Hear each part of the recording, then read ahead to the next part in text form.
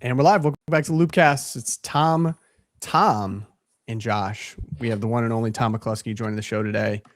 Very excited to hear if he knows about the whereabouts of Mitch McConnell. We got August recess for the Senate, so we're going to get some good insider information. Hopefully we can break on the show. Do you know, is this like a national treasure situation? Do you have any insider information? About where Mitch McConnell is? Yeah. I do think it would be a great children's book. Just yeah, like show just a beach full of turtles, and it's like, where's Mitch McConnell?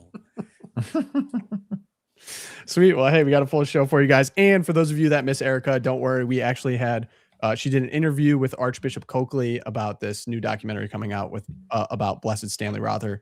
It's going to be awesome. So that'll be at the end of the show. Hang out if you want your Erica fix. But today we have a lot to discuss. We have primaries that just happened last night in Wisconsin. A little bit of chaos there, a little bit of surprise. I need to hear from Josh. You know, famously follows the money, but the polls way off once again, second time in a row. We got to get to the bottom of that. A couple other elections that happened, not just at the top of the ticket we want to talk about. Then also we have AOC kind of casually laughing off woke one. Seems to be the new strategy of some of the more extreme elements of the left to kind of laugh off a little bit of what happened in the 2020s. Got a little bit of analysis on that, maybe strongman the other side from some lefties. We'll see what happens. Good news, Twilight Zone. And we got a new text dump from Fauci. Some pretty explosive text revealed there and what he was talking about behind the scenes and what he revealed to the public. So got a full show here. It's going to be great. Thank you all for joining us on this Wednesday. We are live at 11 a.m. on YouTube and wherever else you can see the stream. And then, of course, Spotify, anywhere you can grab it after. But before we get into today's show, I got to talk to you about Charity Mobile. Now more than ever, it's important to do business with companies that stand with you and your beliefs. Charity Mobile is a pro-life phone company that serves pro-life customers and supports pro-life, pro-family causes. They send 5% of your monthly plan price to your favorite charity, and they have sent millions of dollars to charities over the past 30 years. Not only that, there are no sacrifices when you switch to Charity Mobile. All of their plan prices start under $50 before taxes and surcharges. Their nationwide coverage is the same as the major carriers, and their friendly pro-life customer service team is based right here in the United States. Plus, Charity Mobile is running a special promotion for our audience. Use promo code LOOPcast to get their free phone with every new line of service, plus free activation and free standard shipping. Switch to Charity Mobile and buy the way you believe. To get started, visit CharityMobile.com and use promo code LOOPcast. That's CharityMobile.com, promo code LOOPcast. Thank you to Charity Mobile for sponsoring today's episode. And even before we get into the Wisconsin primaries here, Josh, I know you're excited to talk about that. Tom, just because we haven't had you on the show in a minute here, the Senate is about to go on recess. I kind of ask in jest, but in all seriousness, I don't think people understand kind of how crazy the Mitch McConnell situation is. Could you maybe update us on that and some other things moving in the Senate and the House? Well, with Mitch McConnell, there's actually a Twitter handle, is Mitch McConnell dead or alive? And for the last month and a half, the emoji they've been showing is, who knows? Question mark. I'm assuming he's probably alive, except he did release a statement saying that he's going to be working from home, which is completely ridiculous because that's not what the good people of Kentucky elected him to do, to work from home, to phone it in, more or less. Yeah, we didn't get his vote on Blanchard nomination. And there was we didn't get his vote. He's usually an advocate against legalizing marijuana. He was, of course, silent during all of that. And that is one of the things that we sort of lost on in the CR. There were a couple of things, the CR being a continuing resolution to fund the government till I believe it's December 11th. And one of the things was all of the majority of Congress voted to make certain marijuana, emphasize that this is illegal, synthetic marijuana mostly. This is most of the stuff that's being sold like in your 7-Elevens and Quickie Marts and is manufactured towards children with different names like SpongeBob and things like that. And the White House came in heavy to delay that implementation. It was supposed to happen in September, and the White House won on that one, as did the marijuana industry. There was OMB rules that were going to be delayed anyway because they got so many comments, including some from Catholic Vote and Catholic Vote listeners. But that was delayed until December as well. And one kind of victory that we had, there was a sports bill that after looking into it, and especially a friend of mine who's an attorney up on the Hill pointed it out for me, if passed, it could override the 27 states that currently protect women and men from participating in women's sports. The NCAA, who is for men participating in women's sports, would be given the power to decide with this bill, thus cool. overriding what a lot of the states would say. Unfortunately, the White House was again on the wrong side of this one. Alliance Defending Freedom, which has defended a lot of cases on this issue, thankfully came out vocally against the bill, and it's now delayed. And we're working to try to get language in there that would protect those states. But I've got to say, it's a Ted Cruz bill, and Ted Cruz is really, in my opinion, we're losing John Cornyn, and that's great. I think it's about time that Texas loses Ted Cruz as well. So yeah, I mean, no bill is better than this bill. right. So I don't even understand the rationale. What's the rationale of why Ted Cruz would put this forward? It does a whole bunch of other things that organizes college sports. I don't know enough about it because it's not really our issue. It does worry a little bit about me when Congress gets involved in something like this. However, it is supposed to more professionalize the college sports. The NIL stuff, I think. I think there's a lot of that stuff in there. Yeah. So, and that's and why hopefully it protects the student athletes as well. But unfortunately, it gives the NCAA way too much power. Right, and would sacrifice a pretty key issue to keep men out of women's sports. And this is being pushed by Cruz and the Trump administration? Well, Ted Cruz is pushing it. There is a Republican House bill that has protective language that the White House also supports. So what we would be pushing for is either the House version or to fix the Senate version. Yeah, or there shouldn't be any bill at all. Alliance Defending Freedom has a quick fix. Just they proposed language that would just like a paragraph that would fix what's wrong with the Cruz bill. So it's an easy fix. So we'll see what happens. And Senator Jim Banks has an amendment that he was trying to get a vote on, and that's what ultimately sunk the bill. Was fight Tommy Tuberville, a coach running for governor currently in Alabama.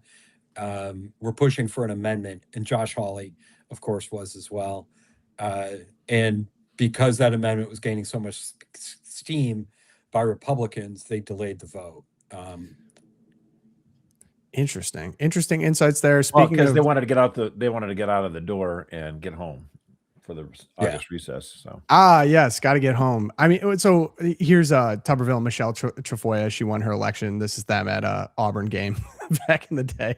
Yeah, so she was sports a sports anchor for ESPN, and then later went on to NBC, and she's interviewing Coach Tuberville. So now you've got the Republican nominee for governor in Alabama being interviewed by the future, Minnesota Senate Republican candidate. So it's just kind of interesting. Okay, and then Tom, I don't even think we can. So you're saying he's sat out. Mitch McConnell has sat out these votes. Sat out might be a generous term because he might physically be unable to be present for these votes. Is the implication? Your job as a senator is to vote. That's kind of what we send you there to do. So wouldn't it the honorable thing to be to resign? One would think, except historically that has not been done. You're probably going to need legislation to kind of force them to do so, because because it's not just Mitch McConnell. Like last year, for the last 6 months of last Congress, the head of the House Appropriations Committee, Kay Granger, arguably the most powerful position in the House of Representatives, because you're in charge of all the money and where it's going to go. She was in a hospice for dementia the last 6 months of her term. Nobody knew about it. Nobody. Her staff, obviously. And she's now dead. What? Right. And she's now dead, which, as we've possibly seen with Mitch McConnell, would not stop her from legislating, apparently. But there's Tom Keene in New Jersey, who depression is a very serious illness, but he just disappeared for 4 or 5 months during some very important votes in a very close house. Yes, you need to get treated. You need to be treated with respect. However, you also need to understand you were elected to a position and you need to treat your voters with respect. Instead, they were just like, no, I'll deal with you peasants later. I'm dealing with my thing right now. Tom, you spent a lot of time in the swamp because we could talk up and down about how outrageous a lot of these things are. You mentioned legislation would be required if you could wave a wand, or like, what's even the path forward? I think a lot of people actually care about this.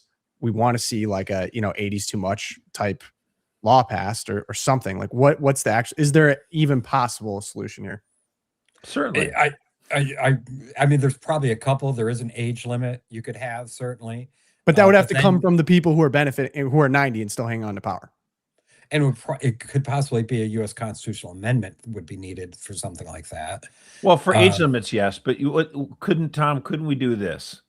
Again, it's going to be the members of the House and the Senate that would have to ultimately change it. Yes, there's no getting around that unless you do an Article 5 and blow up the whole Constitution. I mean, and I don't want to do that just over this. But you could say, you could, if the public were outraged enough about some of this stuff, they could demand that the House and Senate pass a rule saying that they will unseat a member automatically if they don't show up for work for 2 months in a row, and they don't, if the Senate isn't in session or the House is in session for 2 months and they don't come up and vote, then you say, yeah, you're automatically expelled. That would be something, of course, then that would be challenged, but the court wouldn't pick it up. The court's not going to touch that. Or even like a cognitive test as well. Because you get somebody like Dianne Feinstein or Jesse Helms who showed up, who would just show up for work, but they'd be wheeled out just to vote and things like that. They were obviously. But it would be news though. Like if they rolled in Mitch McConnell in a hospital bed into the Senate to vote, people would be like, maybe it's time to hang it up, and it becomes more of an issue, and it becomes harder to kind of hide rather than just saying, "Oh, I'm at home." It's why I'm supportive of TMZ DC. I think TMZ is that's a new thing and everything else. Except it'll be around. Need to be held accountable. Yeah. TMZ will be around for DC. Will be around for a year or two before it gets too boring. I think that's my prediction. But ultimately, I don't buy the cognitive test. Like I just I trust the politicians to say, oh, I passed the cognitive test. Like, yeah, I just don't see how. I think they could manipulate that. Age limits is an easier way to go. Okay. Or a Hunger Games situation where it's televised. And Tom, you got to be so tired of being in DC right now. Just throwing out Hunger Games proposals, man. Tough session. Tom had a tough session this year, man. I get it. I'd be just as frustrated. But hey, let's get into some Wisconsin primaries. I know Catholic Vote was involved in at least one race here, and I want to get Josh's perspective. Let me just do a little setting up here. So really quite an incredible story. We've had a couple of these weird ones, but super high profile. David Crowley defeats Francesca Hong in a stunning primary defeat. With all votes counted, Crowley had 39.8% to Hong's 39.4%. Margin of just over 3,000 votes. Hong was leading in polls 20 to 30 points. I mean, I can pull up the aggregator. All we're saying this was going to be a blowout. It's not even that. It's even more so. I mean, it's crazy. David Crowley dropped out of the race a month ago. He dropped out. And then another establishment candidate was the anointed one that she was going to be. And then she dropped out because of a scandal. So the Governor Evers, the most boring Democrat guy, old white dude, listens to NPR. He goes back to Crowley. He's like, "You're back in." Yeah. Tapped him on the shoulder. We need you. You're going back in the game, buddy. Yeah. But Tony Evers, man, I'll give him credit. The governor, I don't like him. I don't like his policies at all. But he campaigned with Crowley all over the state and drug him across the line. Dragged him. There is no doubt in my mind. Tony Evers is the MVP of the Democrats in Wisconsin. He's the difference maker. But we got to talk about the polls, right? I mean, this is what drives me kind of crazy about this. I have said polling is not. Everyone just looks at, well, this poll says that's, Hong is up by 20 points, therefore she's going to win. I mean, that's a good indicator, obviously, but it's not a guarantee either. I mean, like, you're taking a snapshot in time, and then a lot has changed since that poll was taken. Like, you have the sitting governor of the state actively campaigning side by side with the challenger, Crowley. And so as it becomes but news, these were like the last 5 taken. These weren't taken before that happened. This is State Navigate, Hong up 22, Public Policy Polling, Hong plus 18, Marquette University, Hong plus 25, State Navigate, Hong plus 29. And this is the same thing that happened in Michigan. Everyone was saying that Al Said was going to win by 20 points as well. And we're getting now, it really is crazy how off the last here's were. the What are we thing. missing? Some of those polls were taken, just days ago. That's true. But like, again, what people just expect is it to be predictive, and like, not that people won't change their minds. Like, there are people that change their minds. There's also more people that voted than might have voted, because the governor said, you got to get out there and you got to vote. So he probably did, make a difference on this. I got to say, if Francesca Hong would have just stayed in her pajamas in her apartment, she would have won this race. But she does this interview with CNN, and she keeps fumbling about Thanksgiving, and she ends up losing by 4,000 votes. So again, I saw this. You I saw have this to take take from into Weigel, account. Josh, I'm curious your thoughts on this. It says, I'm seeing some Hong showed that the field is overrated, but she's going to end up with around 300,000 votes, enough to have won any previous Wisconsin Dem Gov primary this century, more votes that were cast in some years. Normie Dem primary turnout is just reaching biblical levels. Al Said got 743,455 votes. If he'd gotten that in 2018, he'd have won the Gov primary by a 2-1 landslide. Pollsters are just not catching these armies of quieter Dems and some crossover indies cannonballing into the polling booth. What do you think about that? I think David Weigel, even though I don't care much for him, he's absolutely dead right on this one. What's going on right now is the DSA takeover of the socialist takeover. The DSA socialist takeover of the Democratic Party is still ongoing. And right now, liberals, so-called moderates, they're not moderates, they're liberals. Liberals are trying to fight back for their party. And so what's going on is primaries are getting elevated. They're almost like general elections. They're getting everybody to come out and vote. So Haley Stevens was able to use James Clyburn and got a lot of blacks in Detroit to come out and vote for her, and she almost won. So what's happening is, like, the total number of people who are voting in these Democratic primaries is going up, precisely because they're going through a revolution in their party, just like Trump had done in 2016, right? And so it's creating a lot of noise. A lot of people are like, no, I don't like that. Look, the polls in Minnesota, there's two of the last 3 polls out of Minnesota were dead even on the Minnesota Senate race, right? You had Peggy Flanagan, endorsed by socialist Bernie Sanders, that's Tim Walz's lieutenant governor, versus Angie Craig, a liberal, okay? She's a liberal. She's endorsed by the pro-boards, Emily's List, and all that other kind of stuff. She's actually the congresswoman for 2 of my siblings. And so it's not like moderate versus socialist or whatever. It's liberal versus socialist. And the socialists are winning in a lot of times. Now, the poll in Minnesota, a lot of them were even. Peggy Flanagan won by 20 points, the socialist candidate. So, like, these polls are just, that's why I say you got to take them with a grain of salt. Sometimes Flanagan's not DSA. Peggy Flanagan might not be DSA, but she's endorsed by Bernie Sanders. She's the socialist candidate. Sure. Okay. Now let me pause you, because Francesca Hong was not endorsed by AOC or Bernie, like they all held. But Flanagan did get the endorsement of these people, but is not DSA. So what's going on here? Well, if Bernie Sanders would have endorsed Francesca Hong, she probably would have won. I mean, it's 3,000 votes. Right. So then why did they hold? Well, maybe they're just focused on federal races rather than state races. That would be the one reason why they endorsed Peggy Flanagan.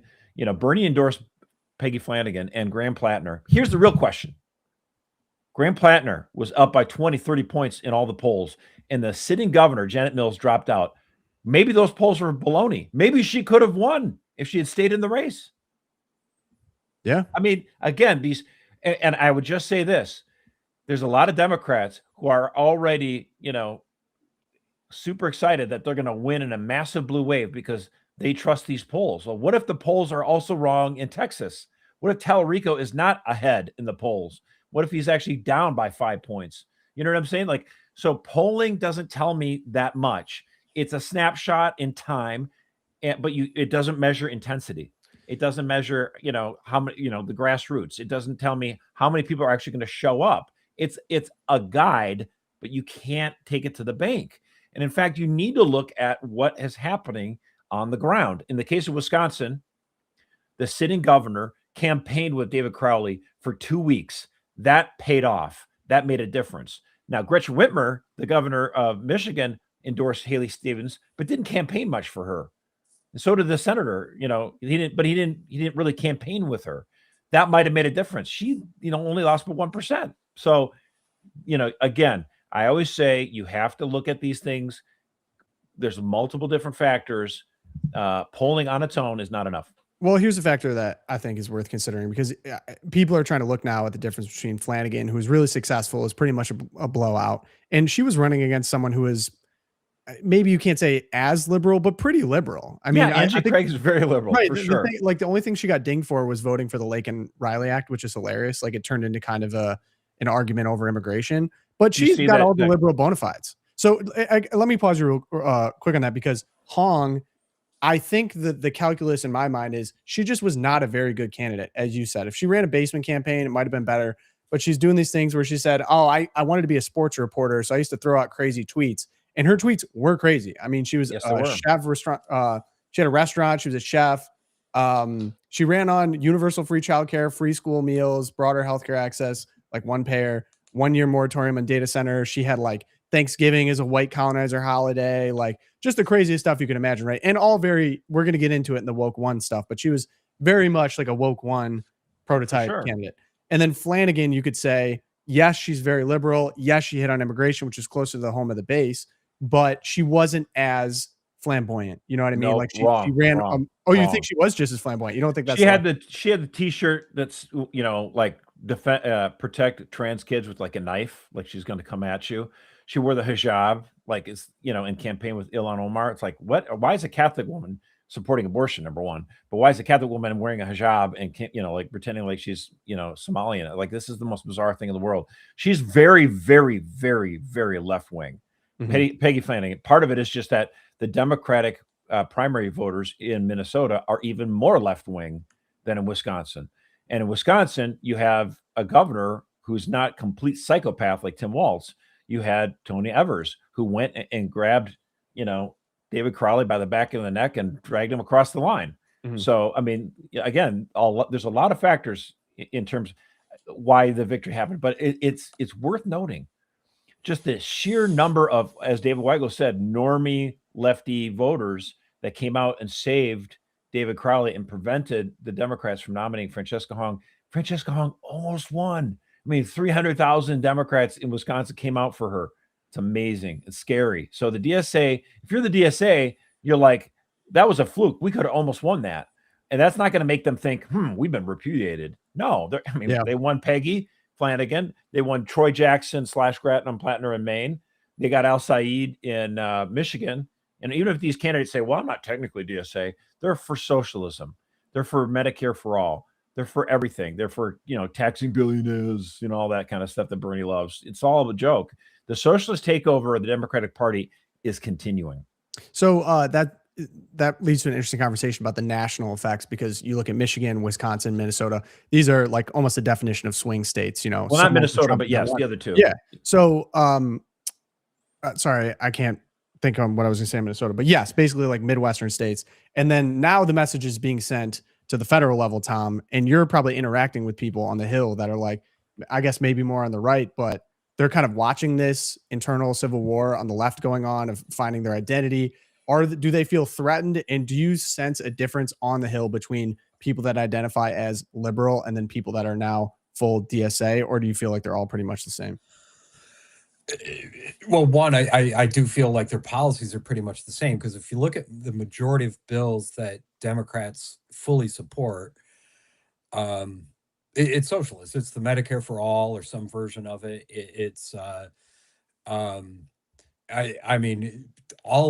Every single Democrat signed on to the friend of the court brief in the Louisiana case on mifepristone. Every single Democrat signed on to it. They're kind of universal. How it's probably going to affect is Hakeem Jeffers, if the Democrats take over the House, is probably safe.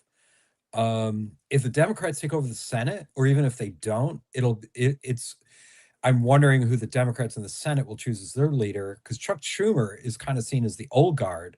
Even though he's as liberal as heck, but he's Jewish, which this new guard is not a fan of. And he's also, I hate using the word mainstream Democrat, because that's not right, because the word mainstream and Chuck Schumer should never be in the same sentence.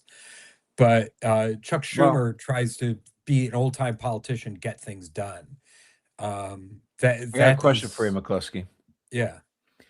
So if you're Chuck Schumer and the election results come in and Democrats don't take the Senate, which would be a disappointment, I would think, for the Democrats, and you're Chuck Schumer, would you take yourself out of the running as Senate leader and say you're going to focus on, the issues that matter to New York? I started working with Capitol Hill before Tom was even born, probably in the 1990s. And the joke then, and it's still today, is the most dangerous place in DC is between Chuck Schumer and a camera. And I think that's still true today. Chuck will fight for power until the very, very end. Plus, he figures he's from New York.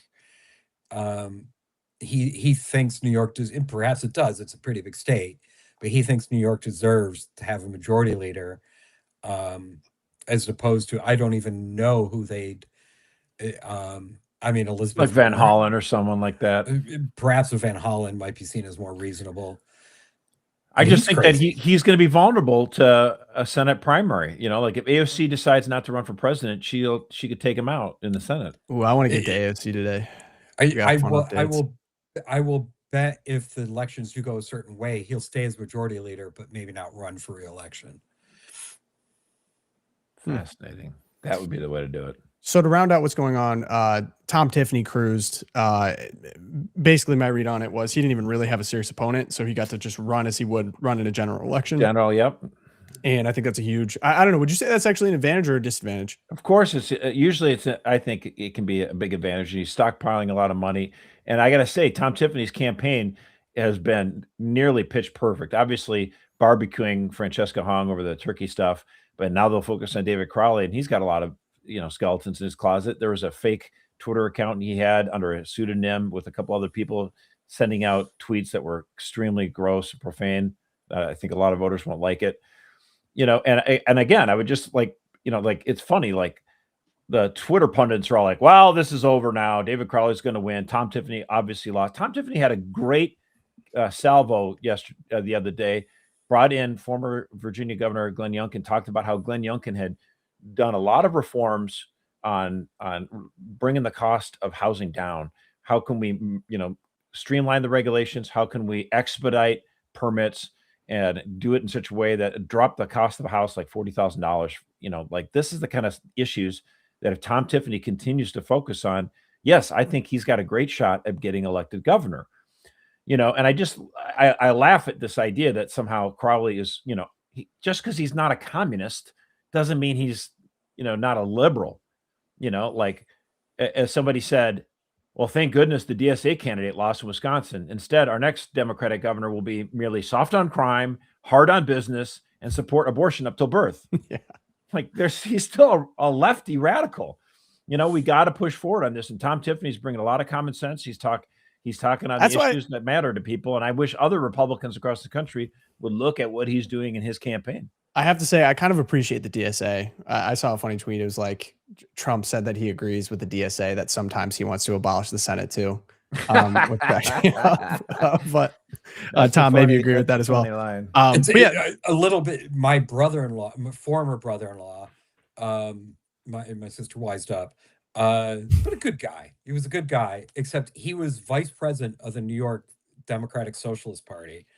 And in, I think it was like 2012, maybe, or 2008, he was asked to run as vice president. Thankfully, he said no.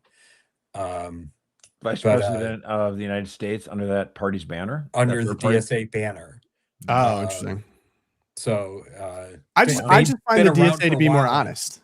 You know, like it shocks me they have this kind of power today, because and you know what, it it doesn't to me, because I feel like the liberals, or maybe the more centrist Democrats, they try to have it both ways. Like, they try to be, you know, real super hardcore left wing in the streets, but then in the time it gets to the halls of Congress, like, like, we'll make some compromise. We don't really care. We kind of like the status quo. Like, I think the biggest couple big separators, one, policy towards Israel, I think is just a huge divider. It's been a huge player in all of these races. There's no question.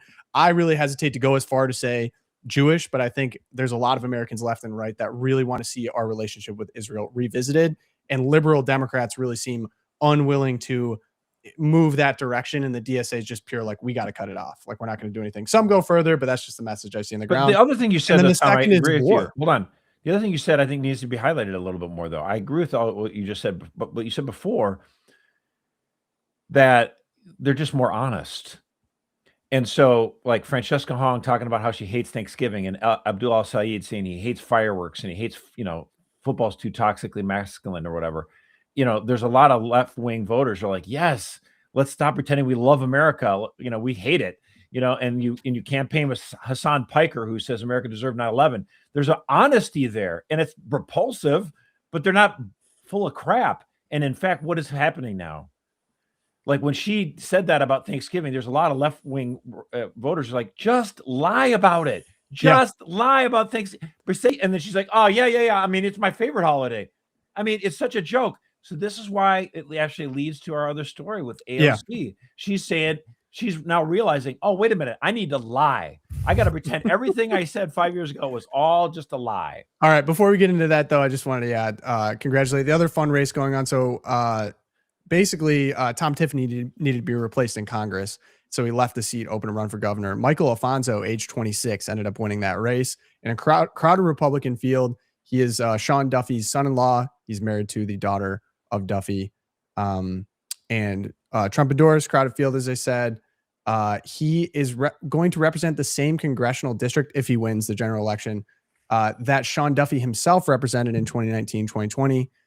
He could inherit his old father-in-law's seat. I believe Catholic Vote was involved in this race. We endorsed him, and we liked what Michael Alfonso was bringing to the race. He said, look, you know, if we're all really concerned about young people being enamored and lured into socialism, we need people who are of that same generation that can talk about this in a convincing manner, why socialism is not good for you. And he says, you know, his grandparents came from Cuba and they fled socialism. He goes, that's not the answer. We need to fix what's wrong in Washington and return to the American system, and not fall to the allure of socialism. So he's been great and on message. And, you know, like, it is true that he had obviously his father-in-law, who once held the seat, and he got the Trump endorsement, but he did not run a basement campaign. His father-in-law joked, hey, you're going to need 2 sets of shoes to go all around this district. And he joked, actually, I ended up using 3 sets of shoes. The guy was campaigning all over the place. He was at every parade and everything. He didn't take it for granted. He hustled. And it is a red seat, so he is the presumptive, you know, he's likely to win, yes. Catholic as well. Yeah, he's very Catholic. I mean, he's very Catholic and, you know, down to earth, and we're happy to support him. So let me also, before we move on to AOC, there was a lot of speculation about what was going on, why it took so long for the results to be had in that race in Wisconsin. And so someone here is kind of detailing the journey here. 28,000 absentee votes that remain to be reported in the city of Milwaukee are likely going to determine the race winner between Crowley and Hong. They are likely to be reported in one dump around 11 p.m. Now, the reason that, and Josh, correct me if I'm wrong, is because each state has their own laws regarding how they count ballots. This one, absentee ballots could not be counted beforehand so that they could just be submitted right away. They have to be opened and submitted the day of the election when voting opens. So it just took a long time. And so, right. And this is one thing where sometimes Republicans get a little stupid on it, because they're like, well, there's shenanigans if they get to count it days ahead of time. It's like, no, it's much worse to make these people wait till after the polls close to count everything. In Florida, they count all the ballots ahead of time, so that, and so many people vote early, so that when you got election day votes, they can get everything wrapped up within an hour. I mean, everyone knows what happens in Florida. Yeah. I want everyone to adopt the Florida model. Florida was, I mean, this again, Hanging were like- chads. you We were already like talked 2 about years this. old at the time, I know, but it was a national embarrassment, and it took 35 days, whatever, to figure out what happened in Florida. And there's all these different things, and the Democrats, like Al Gore, only wanted a recount in the 3 counties that were super Democrats. Like, yeah, that's not gonna work, bro. Either recount everything or what. So Florida then, I mean, Jeb Bush, we like to joke about him, whatever. Jab! He got- Exclamation point. He got this one right. He cleaned it. He worked with the legislature there in Florida, and they've gone from being the national embarrassment to being the gold standard. And every state should do what Florida does when it comes to voting, counting their ballots and all that kind of stuff. And there's integrity. So yeah, and then to round this out, basically this bipartisan commission and Milwaukee election staff signing off, downloading totals from tabulators. So they take the tabulators and then headed to the courthouse, no results in about a half hour. And then 5 of the 9 USB drives had audit logs, not actual results, copied to them. Bipartisan commission will go back to election warehouse, re-download, drive back again. 15K ballots believed to be impacted. 1 hour delay, human error, says Paulina Gutierrez, which literally decided the election. I mean, maybe it's a human error, or maybe there's hijinks going on. This is what I'm saying. Like, again, so here's an interesting thing. Let me come at you this way. Number one, this is why I like having an electoral college. I mean, can you imagine if we had, all these different states that were waiting on their ballots and stuff like this? This way we when Florida blew up in 2000, we could actually concentrate on the one state instead of having a nationwide recount. So, but I want less shenanigans like this. And did you see I the have to say, yeah, there's the late night thing where Kornacki is this also your reaction, Josh? I guess the exact thing, yes, is if 5 of the USB sticks were missing results from the election, so then they have to go try to re-grab them.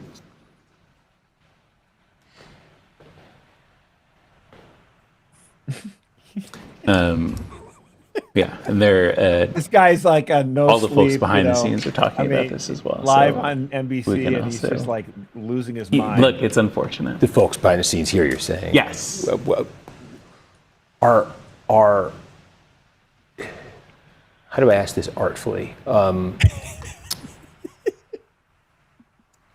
Dude, I'm putting that one in my bag. How to ask this artfully whenever I'm so stunned I can't speak. We don't have to do elections like this. That's why I think we need to adopt the Florida standard, the gold standard when it comes to counting votes, counting absentee ballots ahead of time, and not having this shenanigans where you're like driving thumb drives and all this other kind of stuff. I would love to have the Save America Act passed, and I'd love these things to be fixed. And by the way, Donald Trump made a lot of good endorsements overall this year, but he made some clunkers. And one of the clunkers he made was the My Pillow guy. Which Mike Lindell. I was going to say it if you didn't, man. He says a lot of conservative stuff, and so people like him, but he is a toxic candidate. He's just not good on don't nominate him. And Trump not endorsed him to run for governor in Minnesota. And thank the good Lord that Republicans in Minnesota were like, yeah, no. We're probably not going to win, but we're not going to completely torpedo our chances and suppress, the vote. And so Mike Lindell lost by 10 points to Lisa DeMuth, who's a really solid, conservative candidate, relatively speaking, from Minnesota, has a chance to possibly be competitive. And the idea is, well, why does it matter? Neither one of them is likely to win.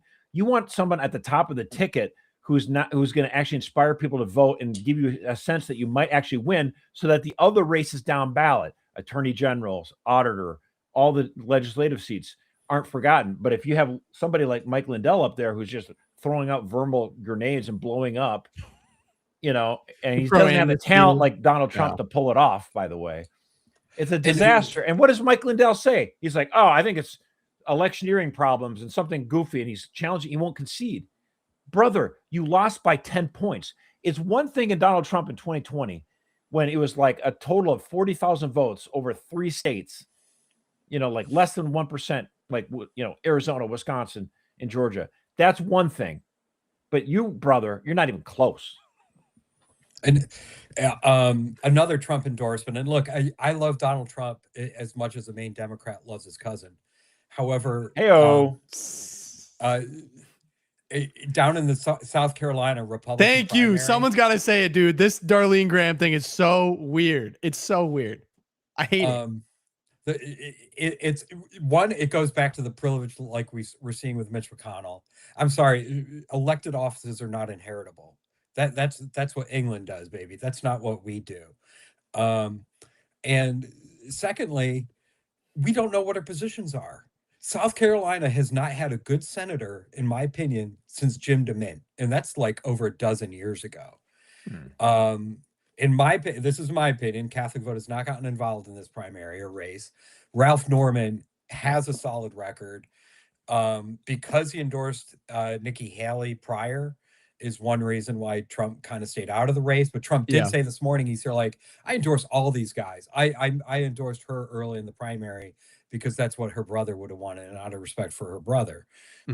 So I could see that, and that's a good He's given sign permission for people to vote for Ralph Norman by saying exactly. And this is what you should do if you live in South Carolina, by the way. Exactly. To finally have somebody solid again in the U.S. Senate like that. But look, McCluskey, a majority of Republicans in South Carolina were given the chance, and if she would have had 50% plus one vote, a simple majority, she would have been, renominated. But she couldn't do it. And so now we're in a runoff. Yeah. And so, she gets appointed to the seat, all this goodwill, for her brother, all the great stories, all that kind of stuff, and the president's endorsement, and yet still can't get over a majority. So that tells me Ralph Norman's in a good spot. I say vote for him. Yeah, there's if we're just popping off about frustrations, him endorsing Byron Donalds in Florida for the governor, it feels like such a middle finger to DeSantis for running against him. I'm almost positive that's going on there because Byron Donalds is not a good candidate. I don't think he'd be a good governor. I don't think he's legitimate at all. To have to follow up one of the greatest governors, red state governors of my lifetime, Ron DeSantis, is a disappointment, and it's keeping him from being able to really he hasn't endorsed Byron Donalds. I doubt he's going to, but I think he's just going to look at the calculus and be like, he has future ambitions. He doesn't want to tangle on this, but I see this as very much a middle finger.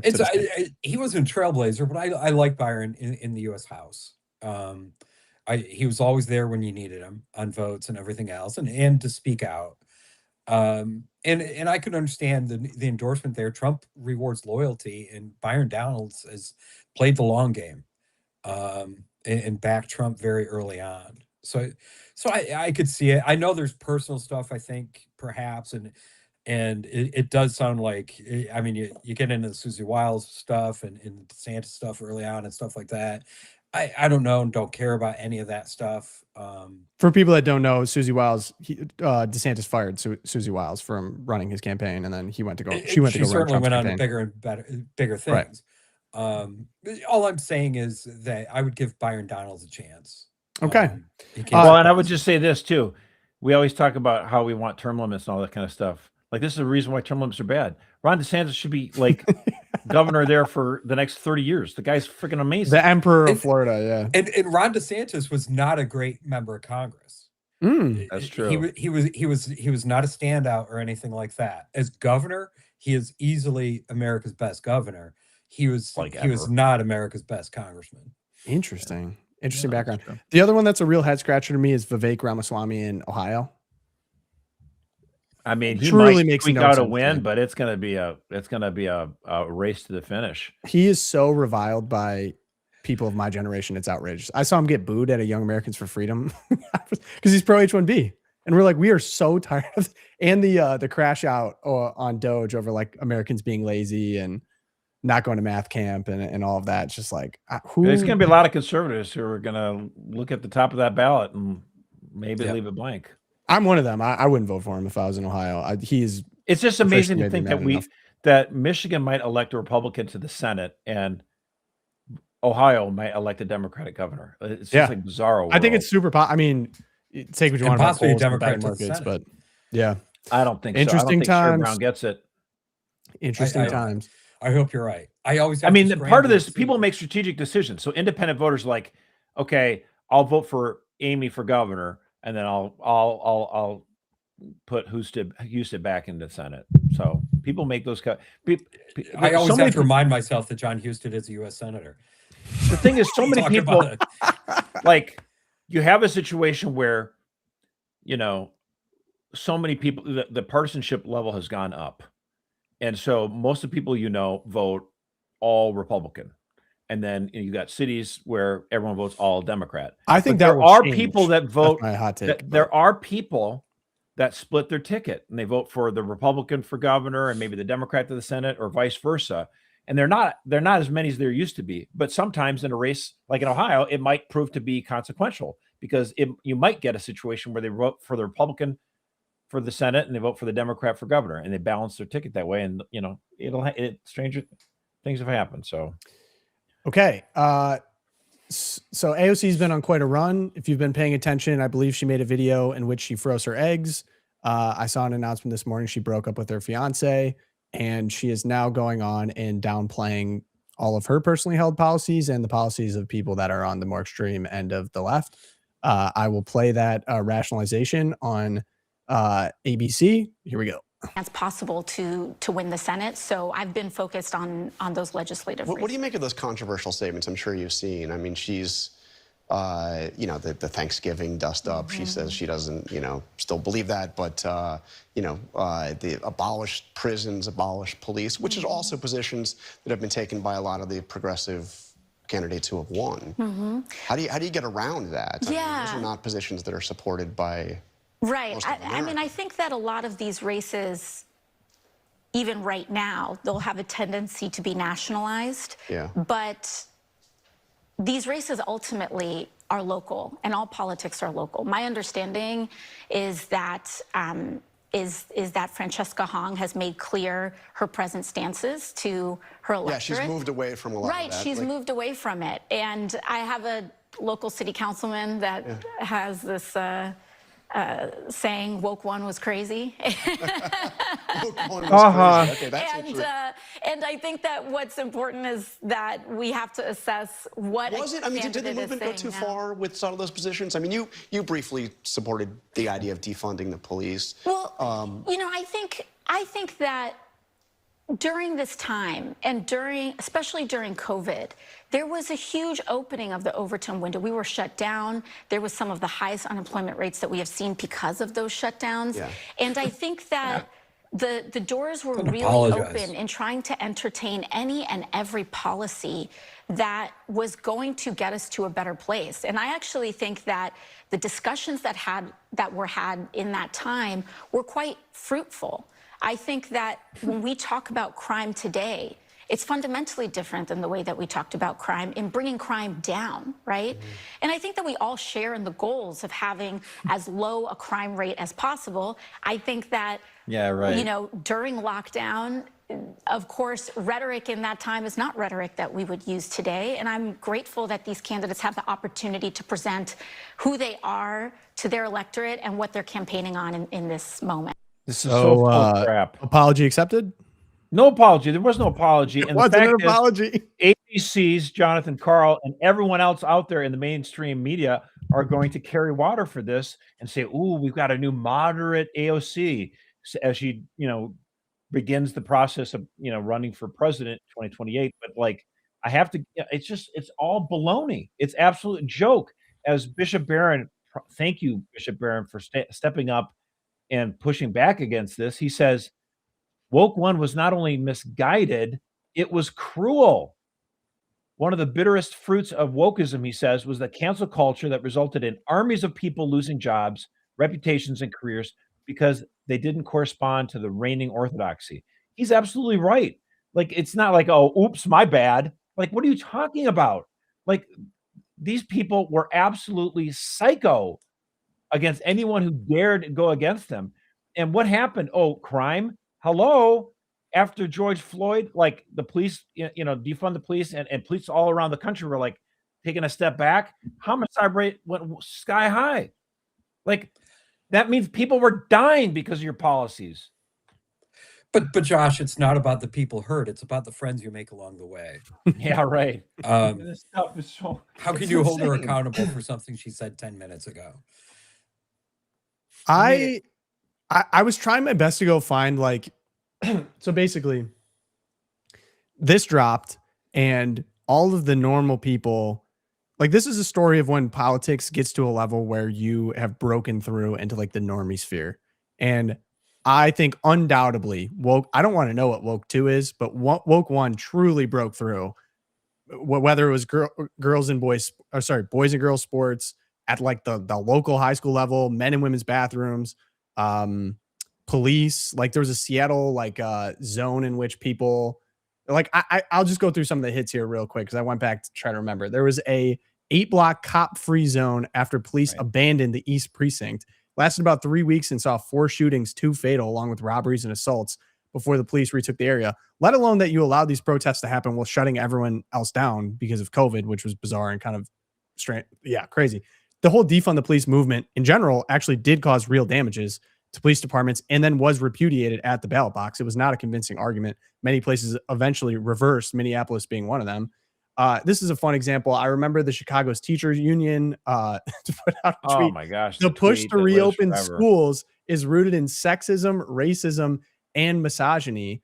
I remember that. Like, these are like normal people who wanted their kids to go back to school and saw this. Another fun one would be renaming. San Francisco tried to rename 44 public schools while classrooms were still closed.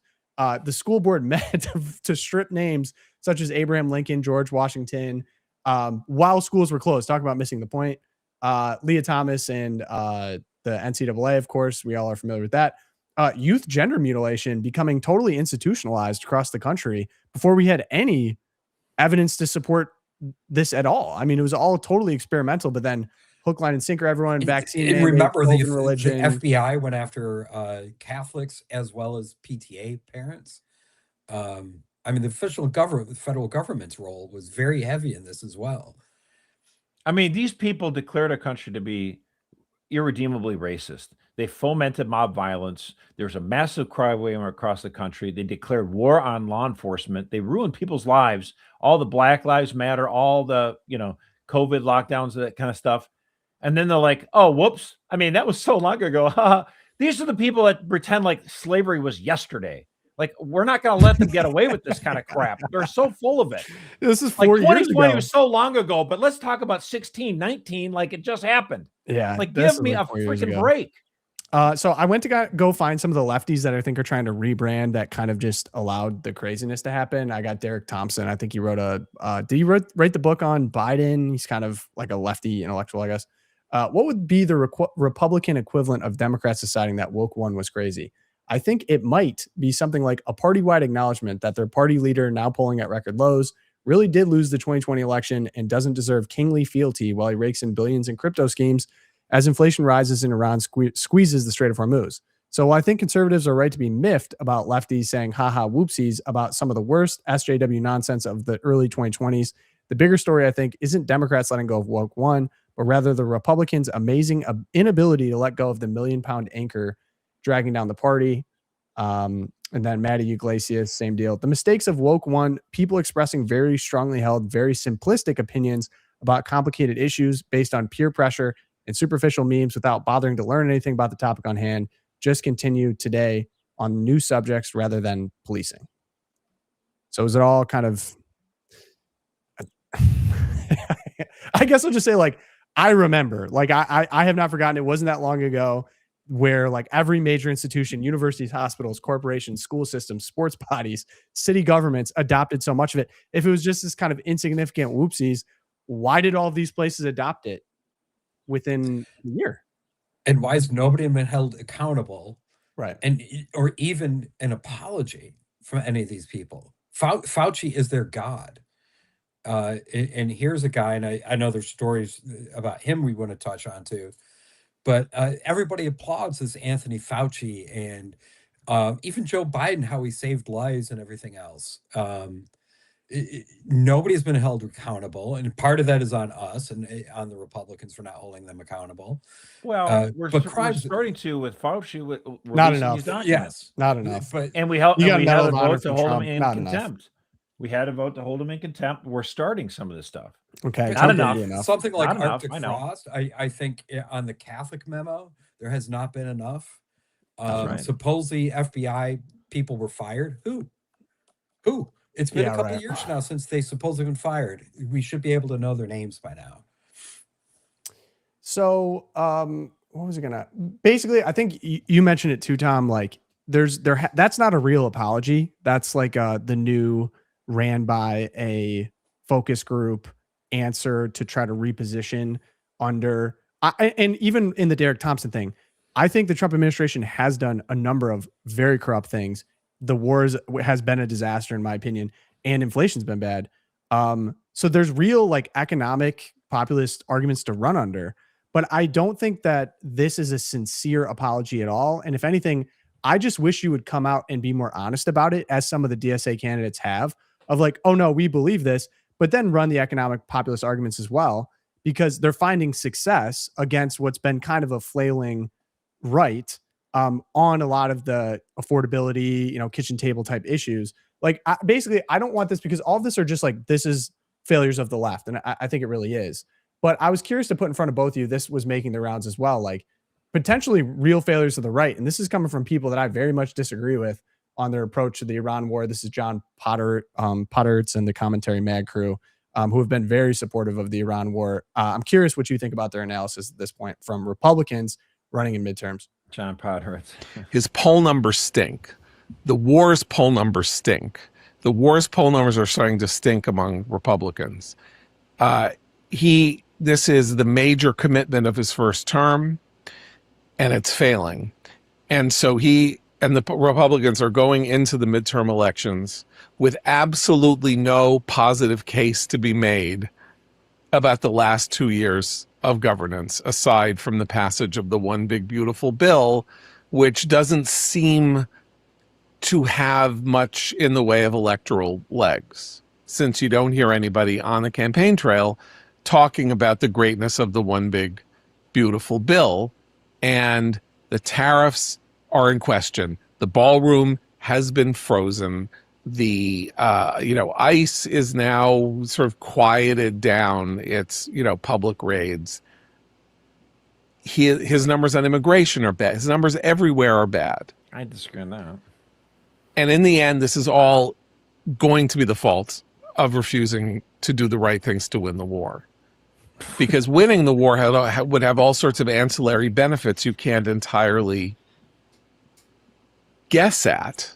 But surge of national pride, a sense that, a country's monstrous regime has been ended and that the people there have been liberated from its horrible yoke, even if you don't quite know what's going to come next. Restructuring of the Middle East so that we are less beholden to or in bed with forces like Qatar that are doing domestic damage to the United States in terms of their propaganda campaigns.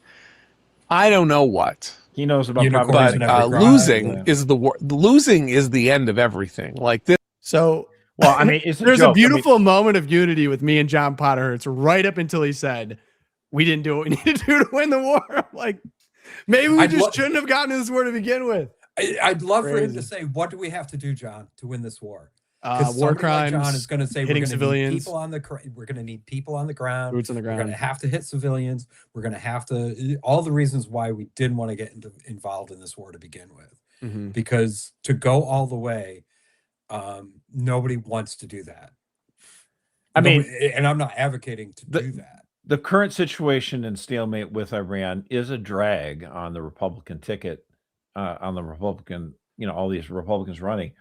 But if they won, that minus 2-3 points or whatever would no longer be there. But it's not like it's a positive. It would be a positive development other than just removal of a negative. Like there's no surge in national pride. Most people would be like, "Oh, thank God that's over." Right, that's what they would say, and then we move on. And it may not be a bit. Again, I did not want this war. I still don't want it. Obviously, I'd like Trump to declare victory as much as he can. I think it's not as bad as you others think it is, but American voters don't really care for it. That's true. But ultimately, Republicans don't have to have all these great policies. I mean, I think the One Big Beautiful Bill was good, but you don't necessarily always have to have tons of great positive policy stuff to run on when the other side is losing their minds. And you have candidates like El Said and Peggy Flanagan who are basically saying abolish private health insurance. But we can't Have always government rely control that the other everything. side is going to. We can't always rely that the other side. I'm is not gonna saying blow rely for on it. us. You know that. You just did though. I'm not saying You like that the other you should always side so rely on bad it. that you got to vote for Republicans. That does not mean the Republicans are good. I go to a lot of meetings up on the Hill with leadership staff and people who are running these campaigns and everything. And the main argument I hear is why the Republicans should win is because it could be worse. That's not something to run on. Well, That's not what Trump ran on. It's not what Right. Reagan ran on. I mean, the one thing from what you just quoted on from John Ponhortz, I would say is true, is like Republicans are not running on the one big beautiful bill. They should be hammering on how good that is for lots of different reasons. Like we extended the tax cuts, no tax on tip overtime or seniors, and the child tax the credit. they the federal school choice provision in there, which needs to be talked about and explained. Part of the problem is that doesn't go into effect until January 2027. So you're not going to be able to see the fruits of that necessarily. But yeah, I mean, again, I think, those are the things you should be talking about. They did have some accomplishments. Very hard to get policy wins when you have a razor thin majority, but they did it and they should talk about it. But my point is not that, again, it should be the Democrats to win. The Democrats should win the House and the Senate. But they fumbled a lot with the DSA. Just because Francesca Hong came up short for governor doesn't mean that the DSA socialist takeover isn't happening, and it is causing dark clouds. And if these DSA candidates like El Said and Peggy Flanagan, it was Graham Plattner, now it's this Troy Jackson, whatever, they are a new Democratic Party, and they are calling for, not just liberalism, but like socialism, abolishing private health care, and all the other myriad of crazy proposals that they have. And Republicans have a chance to make it a referendum on them, on the socialist candidates. Like, do you really want socialism? Is that the answer? Now, I do think Tom Tiffany, like I said, talking about housing affordability, that kind of stuff is the kind of thing that I encourage all Republicans to be running on. Do that. Talk about that. That's what we want. We want more family formation. We want affordable housing. That's what we should be talking about. Yeah. Go ahead, Tom. When we had our event, ZL 250 out in one of those flyover states, Wisconsin. Yeah. Hey, Beltway Tom. I was working security, like letting speakers in and everything else. And this guy comes up dressed like a Midwesterner, all by himself, no entourage. And it was just me out there, and I'm here like, hi, can I help you? And then he like leans in, he goes, Tom, it's Congressman Tiffany. He just showed up all by himself. That's why I love Tom Tiffany. Hey, Tom Tiffany, he's just he doesn't have the entourage or anything like that. That and the way he's, just as Josh said, he is what other candidates should try to be. He's very. I recommend that model. It was so interesting for John Potterhertz, who I basically blood oath disagree with on Israel, foreign wars, the Middle East, everything. And I guess we occupy the same party at this point, making all the same points that I'm making, or people at this session making. Obviously, different conclusion. My message would be it's not good enough. And I actually see some parallels to, remember when Trump ran and Democrats tried to run their entire campaigns on, well, look how crazy Trump is, look how bad he is. You just give that attention to the other side. And I'm seeing a lot of this going on. It's like Trump's just giving a layup to all the DSA people. It's like, these people are so extreme, they're so whatever. Some of the more well-spoken, effective communicators are succeeding because of that. And maybe you could say they're trying to set him up in the primaries to run against a better opponent coming forward here. There could be some truth to that. But I would just warn at the vote for me because the other side's so bad, because that really is not a positive argument based on your accomplishments over the last 2 years, in which there's been large, in my opinion, a lot of flailing, right? Like, I understand. I just want to make sure people don't, I think it's fair to have said that that's what I was getting at. And I think the more accurate thing I'm trying to say is, I think Republicans should champion their one big beautiful bill more. I do think there's been success at the border and deportations, maybe not as much as people want, but there's two things that the election of Donald Trump that have categorically changed the country for the better. One, the border was closed and we have begun deportations. That is true. Maybe not as many as people like, but the numbers are not that bad, actually. And number two, we did break the fever of the trans stuff, and we were getting medical, communities revisiting their guidelines. We had the administration yesterday finalize a rule preventing Medicaid funding from going for this kind of stuff. So we are having successes. And I do think Republicans need to say, like, what did we talk about the last episode? Donald Trump has this thing where he's like, well, if I'm president, everything must be awesome. It's like, that's not the approach to take, actually. What you should do is saying, we've done a lot of awesome things so far, but we need more to do. And that's why you need to keep voting for our candidates. Then that's why I think we need a campaign on housing affordability. That's what I'm saying with Tom Tiffany. So I'm not saying rest on their laurels and just say the other side's bad. However, the fact that the other side is committing, going crazy for socialism does provide an opportunity. That's what I was trying to get at. Point taken. All right, let's run good news now. Tom, you're actually up top. I don't know if you had. Oh, well, while he thinks about his good news, do you want me to do mine? Sure, yeah, go for it. Yeah, go ahead. Well, I mean, I alluded to it just now, but I mean, it's official now that Health and Human Services Secretary RFK Jr. said interventions carry serious risks and cause irreparable harm to children, and vowed that the federal government can no longer use. We're no longer going to have Medicaid and CHIP dollars go to fund procedures that fail to meet the evidentiary standard our children deserve. So we're no more funding for sex rejecting surgeries on children. So this is good. This is good news. Positive development. That's great. And then mine was going to be, I don't know if you've seen this fifth inning Peace Be With You. The Sox down on the south side did a Pope Leo promotion in which they gave everyone hats. And here's Father in the fifth inning. We offer each other a sign of peace because we want to bring peace to the world. And I think the Pope would really love that, whether you're Catholic or not. So everybody should stand and find a new friend around you and offer each other the sign of peace.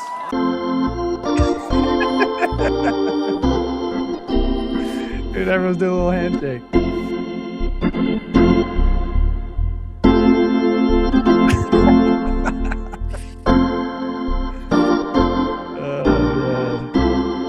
Dude, good times. The Pope smiling at that. I'd like it to be in the stadium like that. And I did see one of my trad friends getting a little dig. It's like the sign of peace is now where it belongs, at the ballpark. I'm kind of the same, and I'm not a trad mass guy. I'm like Josh. Like it's fine. It's not my cup of tea, though. However, one good thing about whenever I COVID. go to a mass where they have sign of peace, I just look at my wife and I'm here like, yeah, this is a liberal mass. This is a liberal mass because they allow the sign of peace.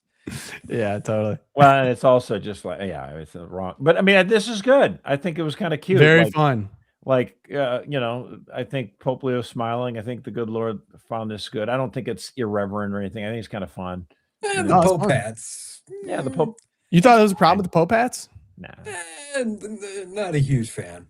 But someone in the chat, what is that actually? What's the theological term for it? Or the mitre? Is that a mitre? Yeah. Even when it's the Pope's? Is that what is White Sox themed?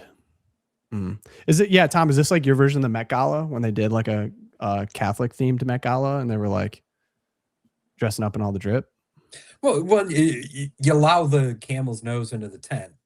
Sometimes you go the White Sox lead directly to the Met Gala, and the Met Gala goes as the Sisters of Perpetual Indulgence, and then we're all in hell. I'd rather have this than the Sisters of Perpetual Indulgence. I'll tell you that. Tom, did you have a good news, or do you want to rock Fauci? It's up to you. Well, I'll just, because we were talking about swamp and everything else, it is just staffers up on Capitol Hill, because we were talking about the sports bill before. I really was not paying a lot of attention to it. We covered a lot of issues of Catholic vote. And it was a staffer who contacted me and said, have you looked at this? Even before she went to her boss, they went to their boss. I don't want to get the staff in trouble. And this is the same staffer that a couple of months ago came to me and said, there's some bad language in this NDAA bill that would create basically a frozen embryo bank funded by taxpayers. In the National Defense Authorization Act? That's where the Democrats for What years, are not we just doing? the Democrats, have tried to put IVF in there. Because that's again the camel's nose under the tent. Yeah, almost single-handedly, because she contacted me and I contacted the right people and all, and we took it out before it was ever in the news. That or is anything like insane. That is so insane. So they're a good. That's why you support Catholic vote, people. That's why you they're support just Catholic and vote. recent convert, the person I'm talking about, another person who's a friend of Tom's, is also like you have these people on the inside who make sure their bosses. By Tom, I mean Tom Bakazik, even though he's a friend of mine now too. Hey. You have these guys doing the inside baseball stuff who actually care about these issues, are faithful, and stop things before they get bad. And that's a sign of a good staffer is not that you read about in the news how their boss stops something. It's you Right. don't even read about it at all. Yeah, absolutely. I've seen like some interesting analysis. Part of this is just the frustration that we have such a geriatric Senate and House in general. And even one of the takeaways from a lot of these primaries have, even at the state level, a lot of those people have been unseated. Like a lot of the people that have been around for a long time, very old, have been replaced by younger people. And but even the people that are at that level have younger staff, and younger staff that are, they're not popping off on Twitter. You know, they're not. You sent me that article that Rachel wrote, Rachel Bovard, about this kind of like hysteria over Groyper staff members, invisible Groyper staff members, and just such a ridiculous smear in an attempt to basically get at JD Vance. Like JD Vance's foreign policy is unacceptable to many people, so they come up with these smears like, oh, they're Groypers, blah, blah, blah. And it's like, those are the people that actually probably deserve the credit and aren't getting it and probably don't want it, because they actually are principled, conservative, America first people that got into a very low paying job, but have worked for a long time to hopefully do what they think is best for the country and see from a perspective of a younger person too. So I got a lot of love for a lot of young staff. I just want to, for 1 second though, but like outside of the Stafford thing, like, you mentioned the geriatric, representatives that we have, like on the Democratic side, they just ousted someone who's super old and replaced him with someone younger. We're seeing a lot of primaries. What the thing is, I feel like 20 years ago, almost no one voted in primaries, and you're just stuck with whoever you got in the general or whatever. And I do think that one of the good advantages of the internet, where you can show people their records and talk about this stuff, and you can have these discussions, we're getting more people participating in primaries, and that hopefully then we can get rid of some of the stuff. So we're not just, oh, well, I guess we have to accept, Lindsey Graham's sister. It's like, well, no, actually, we're not just going to be spoon-fed stuff. We can actually say, well, wait a minute now. Maybe there's somebody else better. So, again, it doesn't mean we're going to win every time on these things, but we are hopefully getting to, like, John Cornyn, like, no, actually, you know what? Let's get somebody better. Let's get someone instead of Ted Cruz. I would love that. Okay, let's go headline now with, so the Fauci text. And I want to do a good job setting this up because I've seen a lot of different takes on this. It is pretty outrageous, frustrating, but I want to be as accurate as possible. So, Tom, you probably have been around on this. We have Ron Johnson and Rand Paul released the first batch of text messages recovered from Anthony Fauci's government-issued iPhone. The HHS turned the phone contents over on August 5th, and according to Johnson's office, it contains more than 34,000 texts and 522 voicemails. If you remember, Fauci was brought in front of Congress and pled the fifth for just about everything. It was a pretty outrageous display. And so we now have an explosive exchange between January 25th and January 26th, 2021. This was between Dr. Fauci, CDC Director Rochelle Walensky, and Vivek Murthy, who is about to become the Surgeon General. They were discussing whether pregnant women should receive the newly authorized COVID vaccines and whether timing during pregnancy mattered. So Fauci initially said there was no data or theoretical reason to prefer vaccination earlier or later in pregnancy. This is all over text. Then he followed up after asking around, quote, since many people have significant, oh boy, CYTOKINES. Cytokines, I think. Thank you, cytokines. There's no way I was getting that one. Storm and fever after the second dose. This theoretically could be associated with miscarriage in the first trimester. Walensky responded, definitely a good point, especially after dose 2. Murthy also called it a really good point. This is newly disclosed to the public. This was all just text messages on the phone. And it matters because pregnancy had largely been excluded from the original vaccine trials, meaning the officials themselves acknowledged that the data was incomplete. Then it comes to the public 9 days later. On February 3rd, Fauci publicly discussed vaccination during pregnancy.